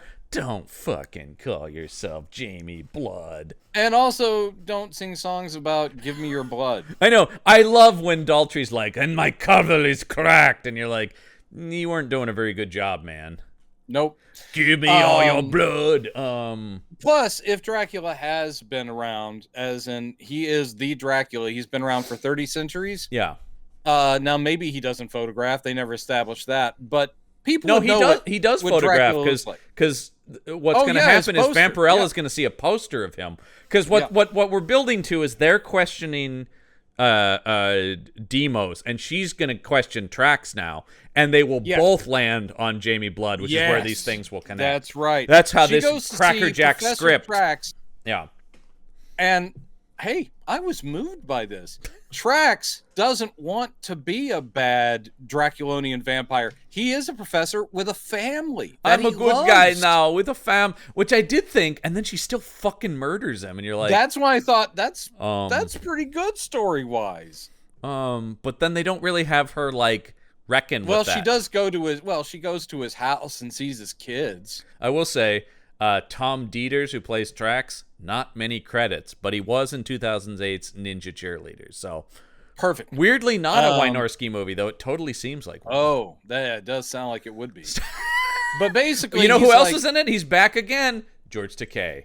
Never has he ever said no to anything. No. I love George Takei, but he is in a lot of garbage. Again, I saw some of your student films, and I saw the one that he was in. Oh, that would have been bad news for him if he had been in one of my movies, mainly because I would have just been like, okay, so in Balance of Terror, when Sulu... Now in Jesus. Star And Trek he's like, 6, why can't I escape this? in Star Trek 6, you've been promoted to Captain of the Excelsior. Oh my god. But so essentially he's trying to beg for mercy. He's like, I'm not one of them anymore. Da da da. Yeah. And she goes, no, you still killed all the elders and you're still a bad dude. And she shoves him out a window and he ends up impaled on it. I mean, she didn't really kill him. Yeah, It was just, he does have a guy going out a window, which is one of my favorite things. yeah, and he gets impaled on like a fence, and so he's dead. Then she goes to his house and is like, wow, he really did have a family. Looks at the sleeping children, and then on the wall of the kid's bedroom. What I love is it's a tiny poster and there's nothing else on the wall. Yeah, yes. But it's a poster for Jamie Blood. It's borderline a flyer, you know what I mean? Like, yeah. and it's just Roger Daltrey, like, there's Jamie Blood. Vlad. Oh, that's him. Cut to Vegas, baby. Right. And this horrible song. And this weird scene where he's performing and there's all these people watching, but then Vampirella's there, and then only she's there, but then the people are back, and then she's not, you know. Yeah, what the hell is because that? his vamp senses have focused on her. Vampire senses tingling. Yeah, and he does say, I knew from the start we were connected. But he doesn't remember her? Apparently not. She distinctly remembers him, but he has forgotten her. I guess she was in cryosleep, so her memory is fresher than his in the 3,000 years or whatever. But also he says later, there's the implication that they're related. What is that? Or Our maybe souls Vlad's are connected? her father, because he We goes, share a you soul, weren't he the said, right? daughter of the High Elder. You were adopted. And in fact, you weren't even from that area of Draculon. You were from the southern area, which was the one that was starving, that didn't have, or was thirsty and didn't have the blood. And the thirstiest county on Draculon, my friends. The thirstiest county. Yeah, and he's like, that's where I'm from. We're from the same place. And he goes, we share the same soul. And you're like, what are you getting But at, nothing Vlad? comes of that. They never develop it any further to the point where I'm like, oh, just cut that then. No, they don't. This movie is rife with things where it's like, that either needs to be more explained or eliminated. Or dropped. Yeah. This movie has so many things like that. I think the entire romance between Vampirella and Adam Van Helsing is a non-starter in this. It's just, she saves him from Vlad when he's about to be killed, and then they just look at each other. It's like, wow. Well, and you're like, that's great. There's the weird scene in the hotel room we have to talk about. Well, but that happens after. Yeah, which we'll talk about. But I'm talking about in terms of further adding to their weird romance. So she's there. He takes her out to this view of the city. Boy, this is an example of low-budget filming, because the wind sound on this, there's so much... Oh, I do need to mention one more thing about Jamie Blood. Jamie Blood. And does his band have a name? I think they do, but I can't remember what it was. Jamie Blood. I like Jamie Blood and the Bloodsuckers, but I don't think that's right. I don't think that's what it is, but I like it. Or Suckheads, which I've always loved as a blade slap. A blade slam, right? Get out of here, you suckheads. Jamie Blood looks like Roger Daltrey, because he is. I was going to say, if that isn't Roger Daltrey, it's an amazing lookalike. With the addition, because Roger Daltrey's normal hair is very curly blonde. Yes. But with the addition this made me laugh a lot. A side ponytail. It's a clip-in. And it's a full-on clip-in of just straight blonde hair, and that doesn't blend, looks totally awful, even for rockers of the 90s. Yeah. This looks horrible. The funniest part of this, though, is backstage when he goes, damn, my cover's blown. And he rips it out like, all right, I'll give up trying to look like something else. Nah, there it is. Yeah, it's not like he's pulling off like a beard that's been spirit gummed to his face. There's no disguise when you just have a really obsequious, just ridiculously horrible artificial looking side ponytail. God damn, that made me laugh. Oh, damn, my cover's blown. But yes, he and Ella go out to chat. Yes. And this is where, and like she's you said, not letting on that she's Dracula. They're out on the side. They're out on this cliffside looking out at Vegas. And yeah, under their dialogue is just the most. Yeah. So I'm just. By the way, all they had to do, all he needed to do to figure out she's Draculonian is look at her crotch.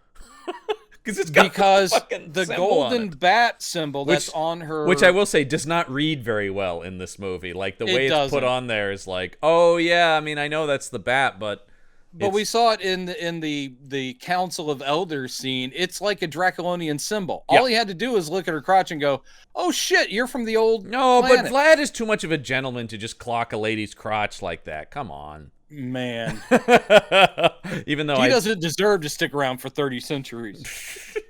This is a mildly asexual Dracula, because he's got this woman who like kisses him and stuff like that with his, but he doesn't really get it on with anybody or anything, which is No, that's true. And there's a moment where that weird bit with one of the vampire ladies is, I guess, being seductive at Adam Van Helsing or whatever. And oh god, that's pulls so her weird. top down. Well, but because it's for no Wynor, reason. hey man, Wynorski's got to get some boobs. I know, in but this she thing. just does that, Yeah. and then it's almost like just pulls it back up. Like, Yeah. I'm sorry, what was that? Why was that? Yeah. Well, no, she does it because then the guy, he gets clocked in the head. Oh, yeah. So it's just to distract him briefly, and then And it would. I guess. I mean, the guy plays it less like boobs and more like what? Oh, Yeah, that's true. Huh? But he does that kind of the same with Vampirella, kind of like, oh, are we kissing now? huh? Yeah, Now we are kissing. yeah. But so yeah, they let's see. So yeah, so that this is where they're both about to bite each other in this scene. They both have Yeah. fangs bared, ready to bite. When it's freeze, Catholic SWAT team. Yes. Now, Operation Purge has found them, and obviously, it makes sense. They believe that she's in league with him because Yeah. she's clearly a vampire person. It's a real cuff everybody and we'll sort it out back at the station. Yeah, and they put them in two separate vehicles. Yep. Vampire paddy wagons. And it is just like, I don't know, man. Let's just bring everybody in. Here's the thing. There is a scene, I mean, and I know it's supposed to give Vampirella like a badass, rebellious moment, but for some reason, the Operation Purge guys who have Vlad, the king of all vampires, Yeah. I mean, they are That's being got to be brusque. number one on the most wanted, right? Right, but he's just a perp to them. They throw him in. It's Vampirella that gets this like verbal lashing by like the Holy Operation Purge shit. guys in the back of this, like, what is this bitch here? And they're like, I going, was just this going, piece of garbage, Good bitch. Lord. It was just like, man, tell us more how you feel about women, movie. Jesus Christ. He's fucking whore. Like, it is just like, fucking vampire whore bitch, and you're like, oh my god. So of hey, course, calm down, movie. Jesus, you know? so here's what happens. Yeah. Somehow Vlad, who's so very powerful, and Adam Van Helsing is talking to Vlad for a little bit in the back of the van, and Adam Van Helsing is basically saying, yeah, you killed my old man, you turned him, and he goes, yeah, that was fun for me. Classic. So, but then while he's talking, Vlad is also making goo-goo hypnotism eyes at the driver of the van. How do they The not driver of the know? van can't see his eyes. They are vampire experts, conceivably, right? How are they not prepared for Vlad's mental control powers? We do not understand. I am just like, that is such a key. I can't believe they would. If you capture Vlad, the super powerful ultimate vampire, don't you immediately like put him under and like knock him out or trank him or you something? kill him. Well, yes. I mean, what you should do is kill him. I don't understand. They've got him dead to rights. Just stake the son of a bitch. Yep. It's so but weird that instead, they're just like, no, he's got rights. We got to process this correctly. We got to do his this by the book. powers are so great that he doesn't have to make eye contact. He just looks at the back of the driver's head and causes the driver to get sleepy. He gets real sleepy. Real sleepy. So he And he swerves goes off the road. to sleep, and the van swerves. Oh my god! Oh my god! That sped up bullshit crash of the van doing this hard turn into like a parked car and then like explosions. Yeah. That was great. The other van hitting and going flying over, and the van explosions and crashes in this is probably where the budget went. Yeah. They're ridiculous. This is action shelf nonsense. It is action shelf nonsense. Yeah, this is exactly the kind of stuff. It's like, no, there would be a crump and there would be some smoke. Yeah, but these things explode and leap into the air. Oh, hell yeah, they do. Actually, I'm all right with that in principle, at least for like an action movie. Well, it's some kind of action. It's comic booky, right? It is sort of like it's bigger than life. And but this it's means also not Vlad exciting. is now loose, and so is Vampirella breaks loose. Right, And but Vlad is about to kill Adam Van Adam Helsing. Van Helsing. And He's got Vampirella him stops down. him. He's about to chomp him. They're fighting, and then they just kind of stop fighting, and he turns into a black blob, which I am going like, it is a total bat. Yes. Because we've avoided it long enough, John. We have to talk about the bat transformation. So what I love is, in order to turn to a bat, you have to strike a bat pose with your arms up in the air and out to the side, going whoo, and then you turn into a black cartoon blob. It is what Lon Chaney Jr. did in Son of Dracula. It is. It absolutely is. You do the pose with the cape up so they can animate the cape turning into wings. Yep. And then flappy flap flap. Flappity But this, flap flap. they don't. I will say this. They know how cheap this is. They know that it looks terrible. Mm-hmm. So they make, the second they turn into a bat shape, they go so fast across the frame. It's more like they're teleporting. It really is. We're not going to have flapping wings. It's just going to go vish, and the way it goes. You might as well just make it teleporting. You know what I mean? Like, you might as well. Absolutely. Yeah, just screw it. Never mind. You know what? Never mind. But Jim Wynorski's, newsman is absolutely correct. A mysterious black smudge. That's exactly what they are when they turn into Mysterious black smudge.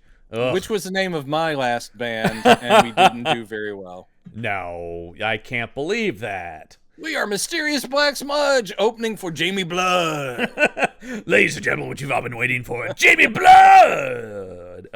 Put your hands together for a man with an embarrassing clip-on ponytail. He thinks it looks good, so don't say anything to him.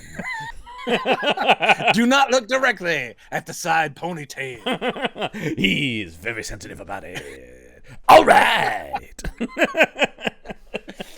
I want to go to that concert right now. I want to be in that concert.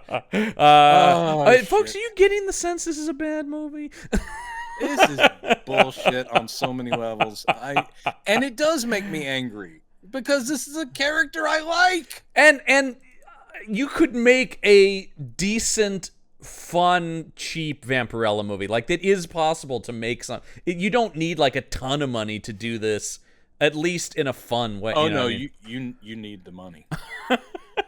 I want to feel like I've been to Draculon and back. Just saying. Take me to Draculon and back again. A world beyond your imagination. Where the rivers run red with blood.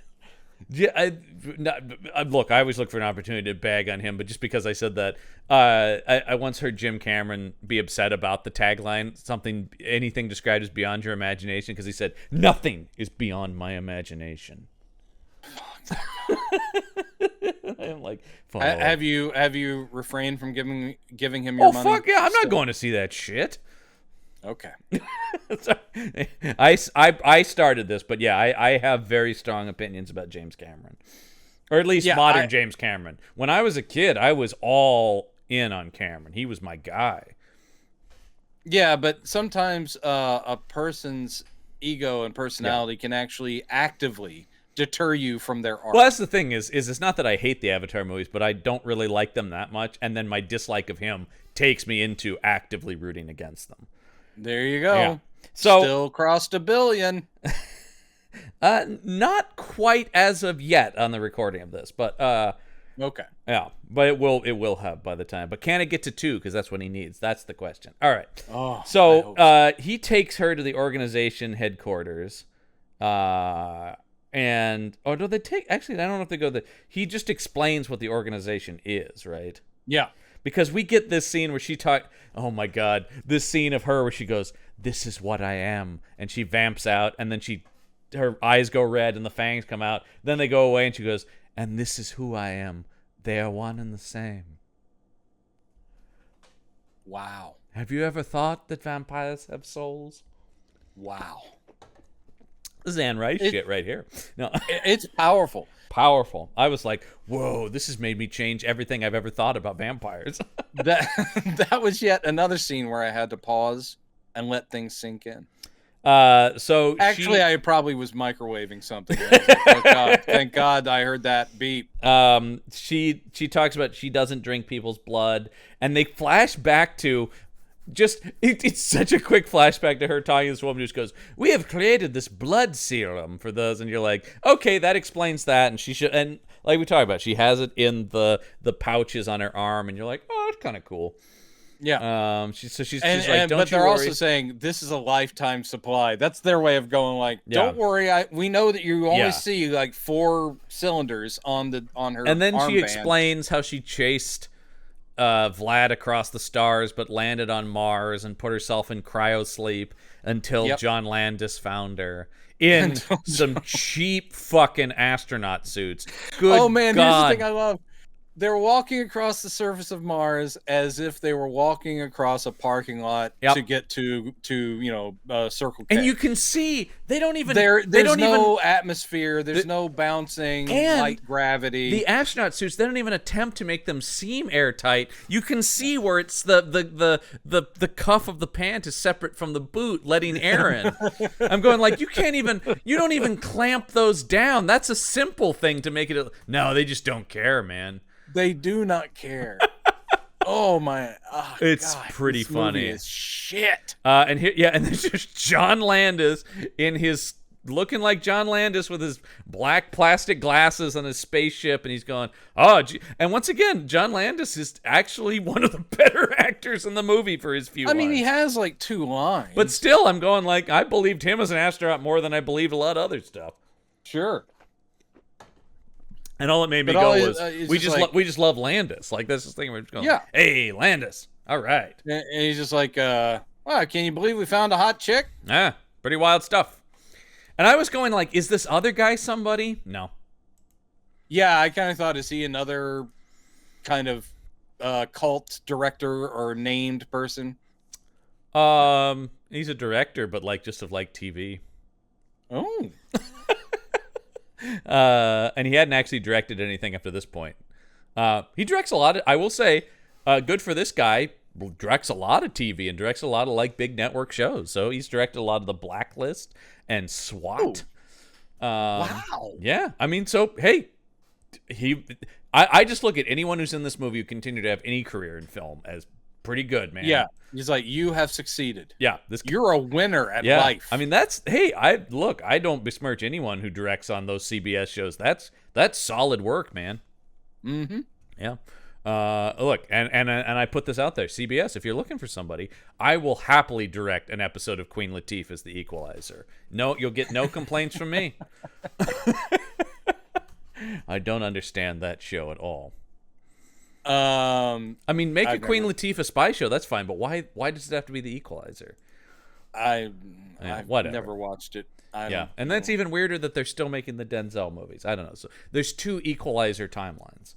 Whoa, and actually 3 because you can't forget our Edward Woodward. man. Yeah, so there are technically 3 universes of the Equalizer. Well, that's a lot of equalizing. Yeah. Don't worry, things have been plenty equalized across pop culture. So yeah, and they go like, well, maybe if we're both after Vlad, are you suggesting some sort of, I don't know, team up? Yep, that's basically it. Yeah, and here we go. There's 20 minutes left in the movie, and we're teaming. I don't know. So, there's either 20 minutes or an hour and a half left at this point. And this is now time for her to visit Operation Purge. Yeah.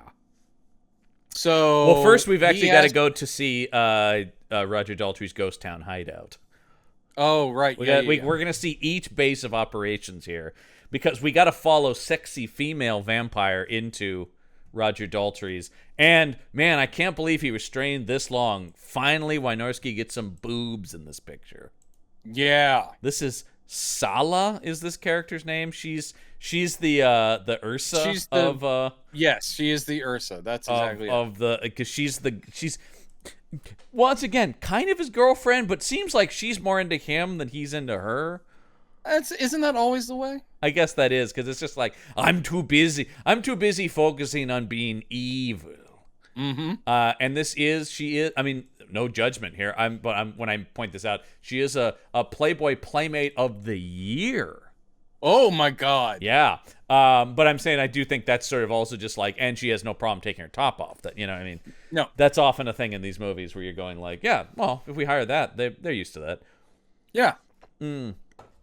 Not going to get any pushback on that. It's a totally unnecessary scene where she just changes her clothes, and I was just like, and boobs. And we've achieved It boobs. almost feels like Wynorski in every scene was just like, can I put boobs in this? And I'm like, no, it really doesn't fit right here. And then I finally have a feeling he literally sat there just like going, Jesus, man, we've been shooting 20 days already.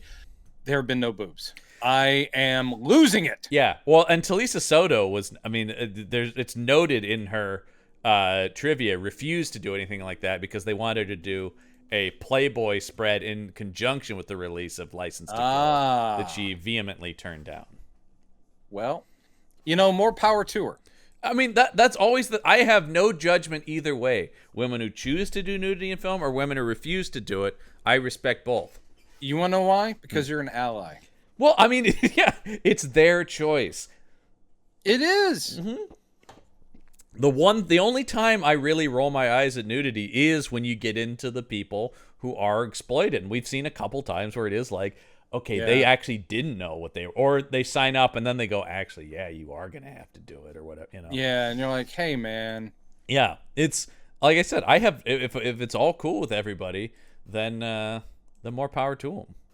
But if it's not, then fucking get off their backs. Let's not try to trick anyone. Whoa, John. Whoa. Change comes gradually. You're just getting really hot right now. You're getting a little worked up. And by change never comes if Jim Wynorski's directing. And I love the way you're referring. See, you're seeing it as a ghost town. It really looked like a theme restaurant to me. It really looked like I was talking the outside, the exterior of it is ghost town. Then it goes into theme restaurant. It looks like the same place from Howling 7. Yes. But in their off hours, because it's always like closed for the night. By the way, personal quote from Jim Wynorski: "Breasts are the cheapest special effect in our business." Thank you. He is a real classic. His other quote listed here: "I want the cash right here in my hand." And did you see his reasonings for taking this movie? His quote about why he directed this movie? He said it was an opportunity to work with some hot women and make some money. And I'm going, is that any different than the reason you direct anything? Man. The most difficult actor he worked with, he said, was Bob Culp. Now, I'm sorry. I got to take Bob Culp's side. I don't know the situation, but I'm just going to go ahead. In a battle between Wynorski and Culp, I think Culp has more credit to me. Yeah. Because I don't know if anybody else who goes, who's a real dick? Bob Culp. Yeah. I just assume that Bob Culp at that point just wasn't having it. Oh, God damn it, Jim. I am not taking my top off in this.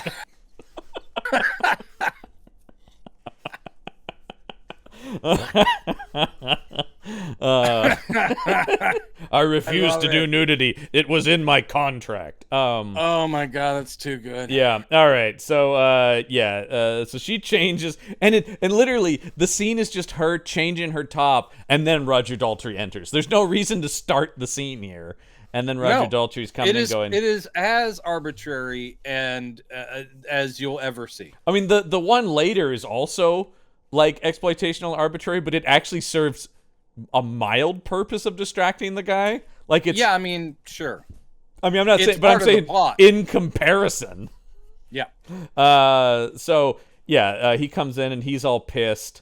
And so this is where he gets everybody together at, oh my God, this long table with a Party City level black tablecloth, because they're vampires. Oh, you could see how cheap this tablecloth was.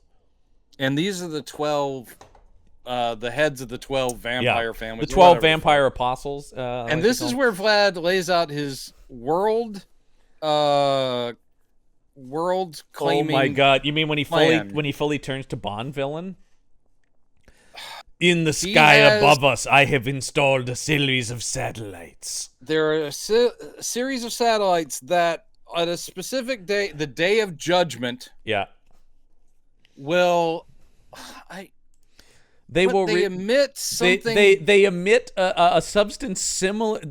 What they talk about, whatever it's doing, is making permanent darkness. All of the effects of nuclear winter. Yeah. So, but not permanently, just be an extended period of darkness At which point, the vampires of the world will rise up and conquer humanity. Yes. And all I could think is, if these guys have been around for 30 centuries, yeah, and were organized like this, any night, over the course of any 8-hour period, they could probably kill off every world leader and take charge. totally. I don't know why they need like 14 hours of darkness instead of just 8.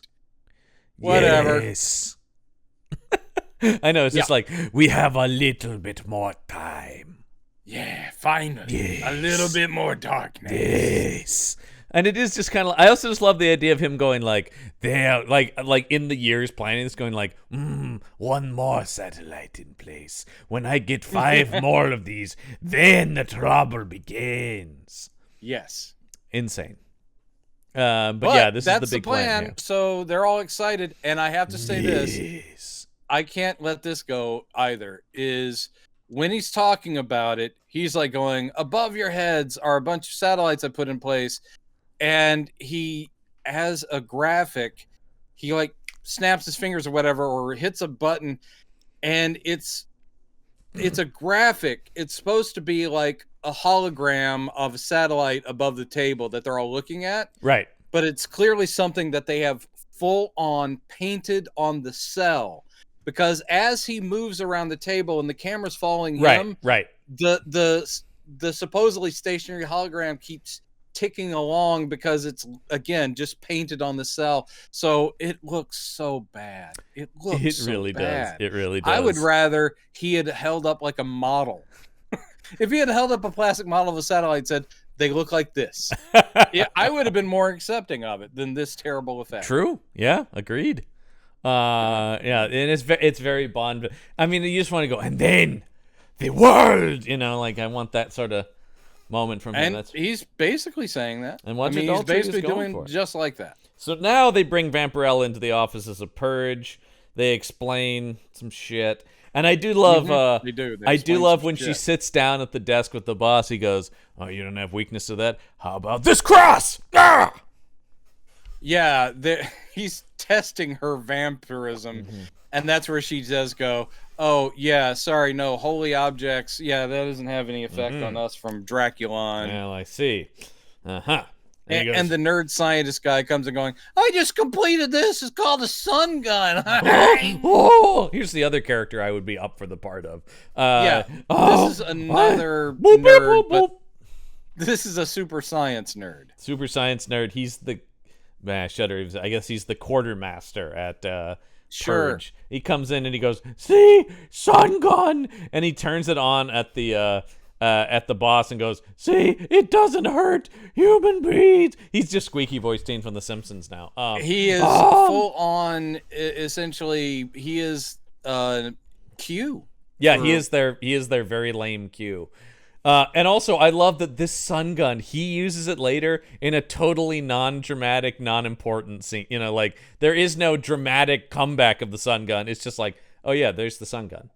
Yeah, he uses it, and he uses it once and destroys somebody, and he goes, "Cool, it worked." All right, nice. Jesus, I hate this. Can we wrap this up? We're getting there, man. But the other thing I kept thinking about, so much of this movie does, because we're coming up on Blade, and I'm going, Blade does so much of the same stuff in this movie, but obviously way better, and is a different adaptation of. But I am just going like the sun gun. Well, he's got UV grenades in Blade and stuff like that, and you're going, that's cooler. Everything is cooler in that movie, because and obviously it's a major studio movie, but even still. My whole thing with this is cheap, but even by cheap standards, this is bad. Even by cheap standards, this is embarrassment. We get the story of when he had to kill his father, blah blah blah. All right, I want to talk about this scene in the hotel room where she's laying mildly seductively on the bed. Although just in that costume, everything is somewhat seductive just because there's like a lot of skin on display. So when she just sort of drapes herself on the bed, I was like, is this going for... And then it is going for kind of a seduction thing. Because she leans in to kiss him and he goes, "I don't think so." And then her reaction, I wrote this down because I love this so much. He goes, no, I don't think we should do that. And she goes, "Okay, but you should just know that door is always open for you." Yeah. She is so into him. She's basically saying, anytime, anywhere. I wanted him to take advantage of that by in the middle of the final battle going, all right, right now, let's do it. Zip. You said it was always open, baby. But I just thought... No take backsies. There's nothing dramatic about that. It's not any movie would have had him refuse to kiss her and her go like, what's wrong? Or something like that. She just goes, okay, but just know, anytime, we can do it. And you're like, well, that's dramatically inert. That's nothing. Oh, great. This whole movie is nothing. So, and then when he goes back to his room in the hotel, that's where Topless Vampire is, and he gets clonked over the head, and they've captured him. And then they set up a prisoner trade in the deserts of Vegas. Demos for Adam Van Helsing. Yeah, Vlad is very upset with Demos, and I kept thinking, the second he gets him back, he's going to kill him. But he gets him back, and he's like, hey, man, you gave me up. He's like, I'm really sorry, Vlad. He's like, yeah, well, we're still on for a day of judgment, okay? So you're still my right-hand man. At every turn, this movie chooses not to be... That's what I'm talking about, where I'm just going like, some of it is budget stuff, but some of it is the movie just being incompetent about. The most interesting thing to do here, yes, would be to have him kill him. That's like a Bond villain thing or whatever. Like, you have failed me, and he kills him. And that also would have been cool if after this whole prisoner exchange, he just kills the guy that he gets back. That's what I thought was going to happen, because that would be a drama beat, but we didn't get that. And this is always the thing we say on Action Shelf and on here is we're not even going like, that would be great. We're just going, that would be story. That would just be baseline. Like, these are obvious suggestions. We're not pretending we're some sort of brilliant writers. We just have a base understanding of dramatic structure. Yep. And this movie, like I said, there are turns where I'm going like, this movie is choosing not to be interesting. I mean, they might have said, like, he is one of our best actors, this actor, so we can't kill him off. We need him for little bits at the end. At least have him, like, almost kill him or, something like that, too. He's like, I would, himself if I could, I know that I would kill you for this, or something like that. But I need you. Instead, he's just like, you blew it, but no big deal. No big whoop. Okay. No, he looks up and goes, I can't stay mad at you. And of course, this is classic, like, SWAT moves in too early, because during the prisoner exchange, the Purge team shows up and they're like, what? I didn't know they were tracking me. Oh shit, this wasn't supposed to turn into a firefight. And they talk about, well, we took out 2 of these vampires, but Vlad and Demos got away. So it was a huge disaster, really. And so, the scene that needed to be cut, and the movie's already so short, is the scene in the church where the boss is talking to God. You've never said a more correct thing in your entire life. Because I'm going like, you aren't this movie, where he's going like, I know I haven't always believed in you, but God help us now. I'm like, what is this? Yeah. I mean, if this was our central character, and if his faith or belief thereof was something important to the storyline, yes, it comes but out this of nowhere. Is a character that's had like 8 lines, is just the supporting guy, and we didn't know the status of his faith. So this scene is like, this means nothing to us. Thanks, movie. Yeah, and there he goes, and then it's just like, all right, now on to the climax, in quotes. Yep. Maybe not in quotes, but all lowercase climax. This will go fast because it becomes nothing but like a run and chase thing. There is nothing because to she Vampirella sneaks into the compound.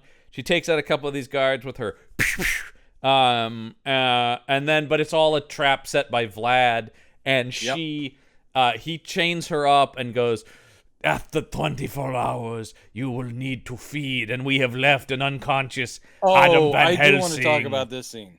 Yeah. This is actually a classic bit from one of the early Archie Goodwin stories. Well, it feels like it's very good. Like, that is one of the things that cements their relationship, is that she gets chained up in a similar fashion by a bad guy who says, essentially, like, you're going to get crazy hungry. Yeah. And that's the man you supposedly love.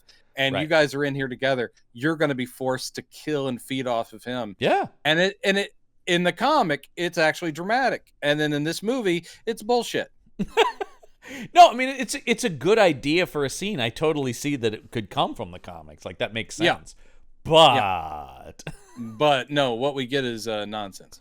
uh so yeah, it's utter nonsense, and he's like, "Oh, I will come for you later after you have devoured this human you supposedly care for." So when you time lapse ahead, it's basically her going, "Oh God, I'm starving," and finally Adam just goes, "Look, you gotta feed or you'll die. So here, drink a little bit from me, but just enough to feed Well, you. Don't kill me." And actually, And then she does. This is literally where I'm going. This exact scene is done better in Blade. Oh, that's right. That's also in there too. Yeah, and it's the same scene, but it actually works because it's a good movie. And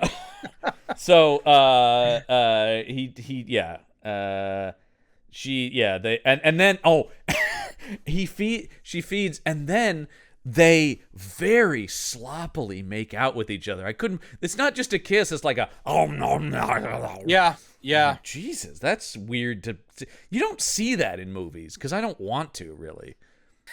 Yeah, there's the thing that you That's did. always sort of the thing where it's like, yeah, that might be what people making out really looks like, but it's not good and it's weird. Well, and it goes also on you long. would need you need more like establishment, like, and also you need to have actors who are projecting some kind of heat, some sort of chemistry. No.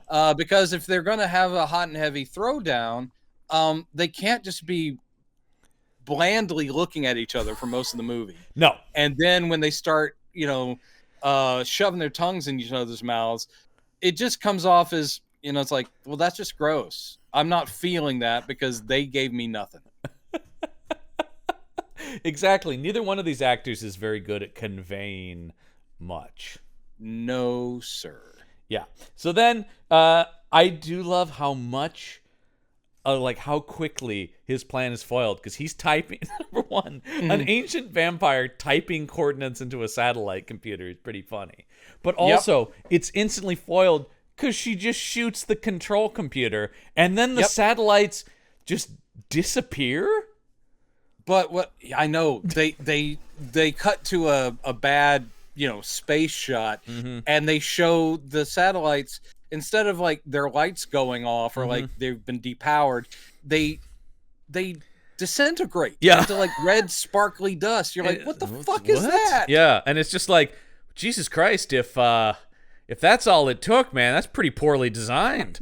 Hey, Vlad, you're immortal.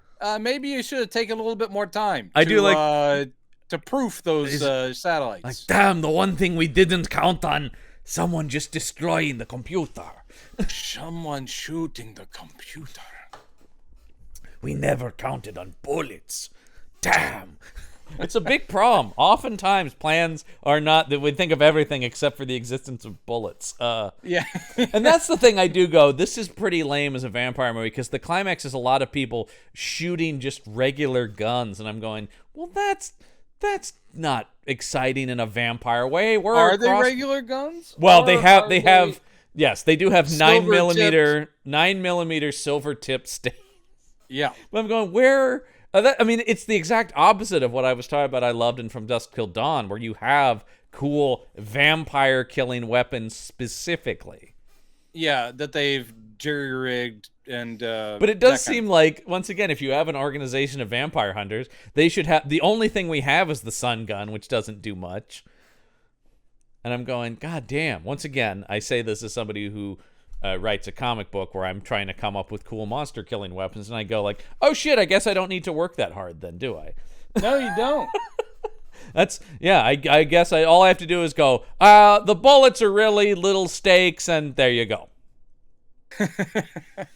Jesus Christ. And then while that gunfight is happening, Vlad runs off. And you know what I love is you can see Daltrey pushing his cape out so it will billow behind him. I know. That's what I was talking about. And actually, that's endearing because he looks like an 8-year-old playing Dracula. And he does have like a costume shop Dracula cape on down the stairs. Yes, he does. It's like with the big collar, the red lining. It's like a B- Dracula cape. Like, it's not awful. It's slightly above Party Store, but just just. Oh, I don't know. It does look like Spirit Halloween store, but But he he's not only bought the pushing it deluxe out- version. You know, what I mean, it's not the Yeah. see-through thin fabric, but it's the $50 cape, not the $20 cape. You know, like Yeah. it's It's him flapping it out. yeah. And I'm like, look, no one in a cape, and I know something about people who wear capes, famously. Yeah, I But I'm think just I saying- would say we're both. I'm going to go ahead and say experts on that. Yeah, but if you're in a cape, Yeah. the worst thing you can do is do that because it looks stupid. If you're running Yeah. in the cape, Yeah. just let it flap the way it's going to flap. Yeah. You don't need to aid it. You don't need to push it out. Yeah. Just let it do what it's going to do, man. Mm-hmm. Yep. All right. I It's, wish I had been able to talk to Mr. Daltrey before. But that is far from the worst thing in this chase scene, which goes on for. That's just chase scene feels like it's about a third of the movie. Yep. And once again, it's also me going like, you know what I don't want to see? Vampires just running after each other. Nope. Because I am going for like a long time. because I am several times I thought, can't they turn into bats? Well, they do briefly getting between the Mexican restaurant and the Boy, by the way, have you tried hydroelectric- their carnitas tacos? They're delicious. I know they are good. Wow. And they go to the hydroelectric plant that's part of Hoover Dam. So Yeah. they do a quick teleport as bats there, but then they do just run down stairs and stuff Yeah. for about 18 minutes. Yeah. And then finally they're on top of the dam and they fight, which looks a lot of it like a slap fight. I swear to God, It really looks like a slap does. fight. It looks like there was no choreography and they were just putting it together on the day. Yep. Uh, You do this with your right, I'll dodge. You do this with your left hand. Just keep slapping at me. It looks like we're fighting. Mm-hmm. And then finally, she just grabs some piece of metal or something, just some kind of pipe or something, Yeah. and throws it Like into a his railing and throws it into his chest. One, by the way, she throws it off camera, and then you can see Daltrey. It's already in his hands, and he just points it towards his chest and Yes. finishes the move. And he's like, "Ah, oh, yeah, Yes. oh." I wanted Paul Rubin's death here from Buffy. Oh my God, that would be so much better. Still fucking No, hilarious. instead, he starts to kind of boil or disintegrate But then and it's catches fire. well, and no, he then- catches fire because there's a lightning strike that hits the pole. Oh, that's right. I will say, I did Holy enjoy shit. him going off the dam, not falling, but literally his body is skirting the side of the wall. Yep. In flames. Yeah, in flames. I did laugh at that. I don't know if that was the reaction they wanted from me, but I thought it was pretty funny. Because it is like it's not just a straight fall. The fact that he's like skipping off of the side of the dam, I thought was pretty funny. And then the movie ends. Yeah, well, she grabs this necklace. Was this established earlier? I wasn't paying attention, obviously. Possibly. Yeah, who knows? And she goes, and it's narration of her going, "I'm sorry, Father. I did lean into vengeance, but now I know that my destiny is to help people." Powerful stuff. Powerful stuff. And then did you stay for the credits where they promised a sequel? No, I had actually already read the trivia on it before I Yeah. started watching it, so I Yeah. saw that would be there. It does and that say- meant that I would not have to wait through the whole thing. I just ended the movie I will knowing say, that. I will say there isn't much in the way of credits, so it didn't take very long for me to get to Vampirella will return in Death's Dark Avenger. Should we inform our fans that never happened? Unfortunately, for some reason, I don't know why that didn't happen. That is the thing. I can't figure out why. I know, it just seems like this is such a beloved movie. You would think this is like a Dread situation, right? Why no Dread sequel?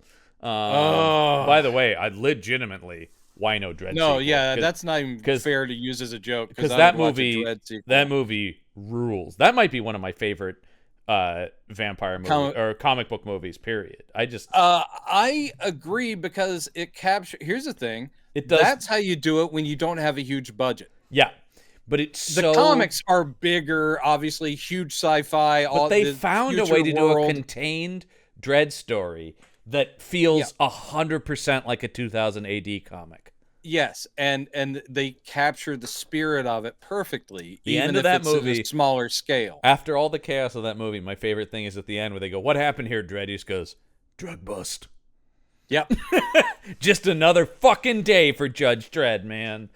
Yeah, but you're hurting me again by talking about a good comic book adaptation. Yeah, you know what I'm and going to this do when we're done here? being- I'm going to go watch Dredd because that movie rules.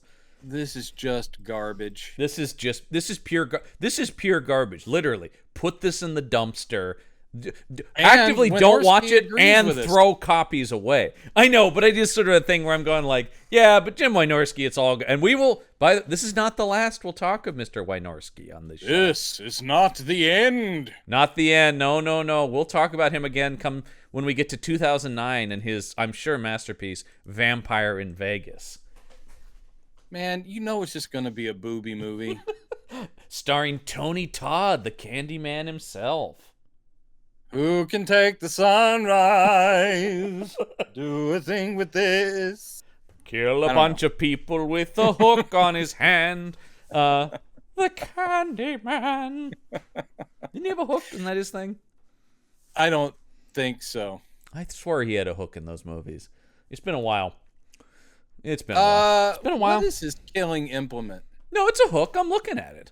Oh, yeah, it is a hook. He's got a hook. Yeah, that's what I thought. He's got bees. Remember He's got bees. The bees signal his arrival, and then he kills people with like a hook. Look, man, just don't say his name in the mirror, okay? Don't do it. I do always think he's one of the easier monsters to avoid because that is a very specific thing you have to do. Yeah.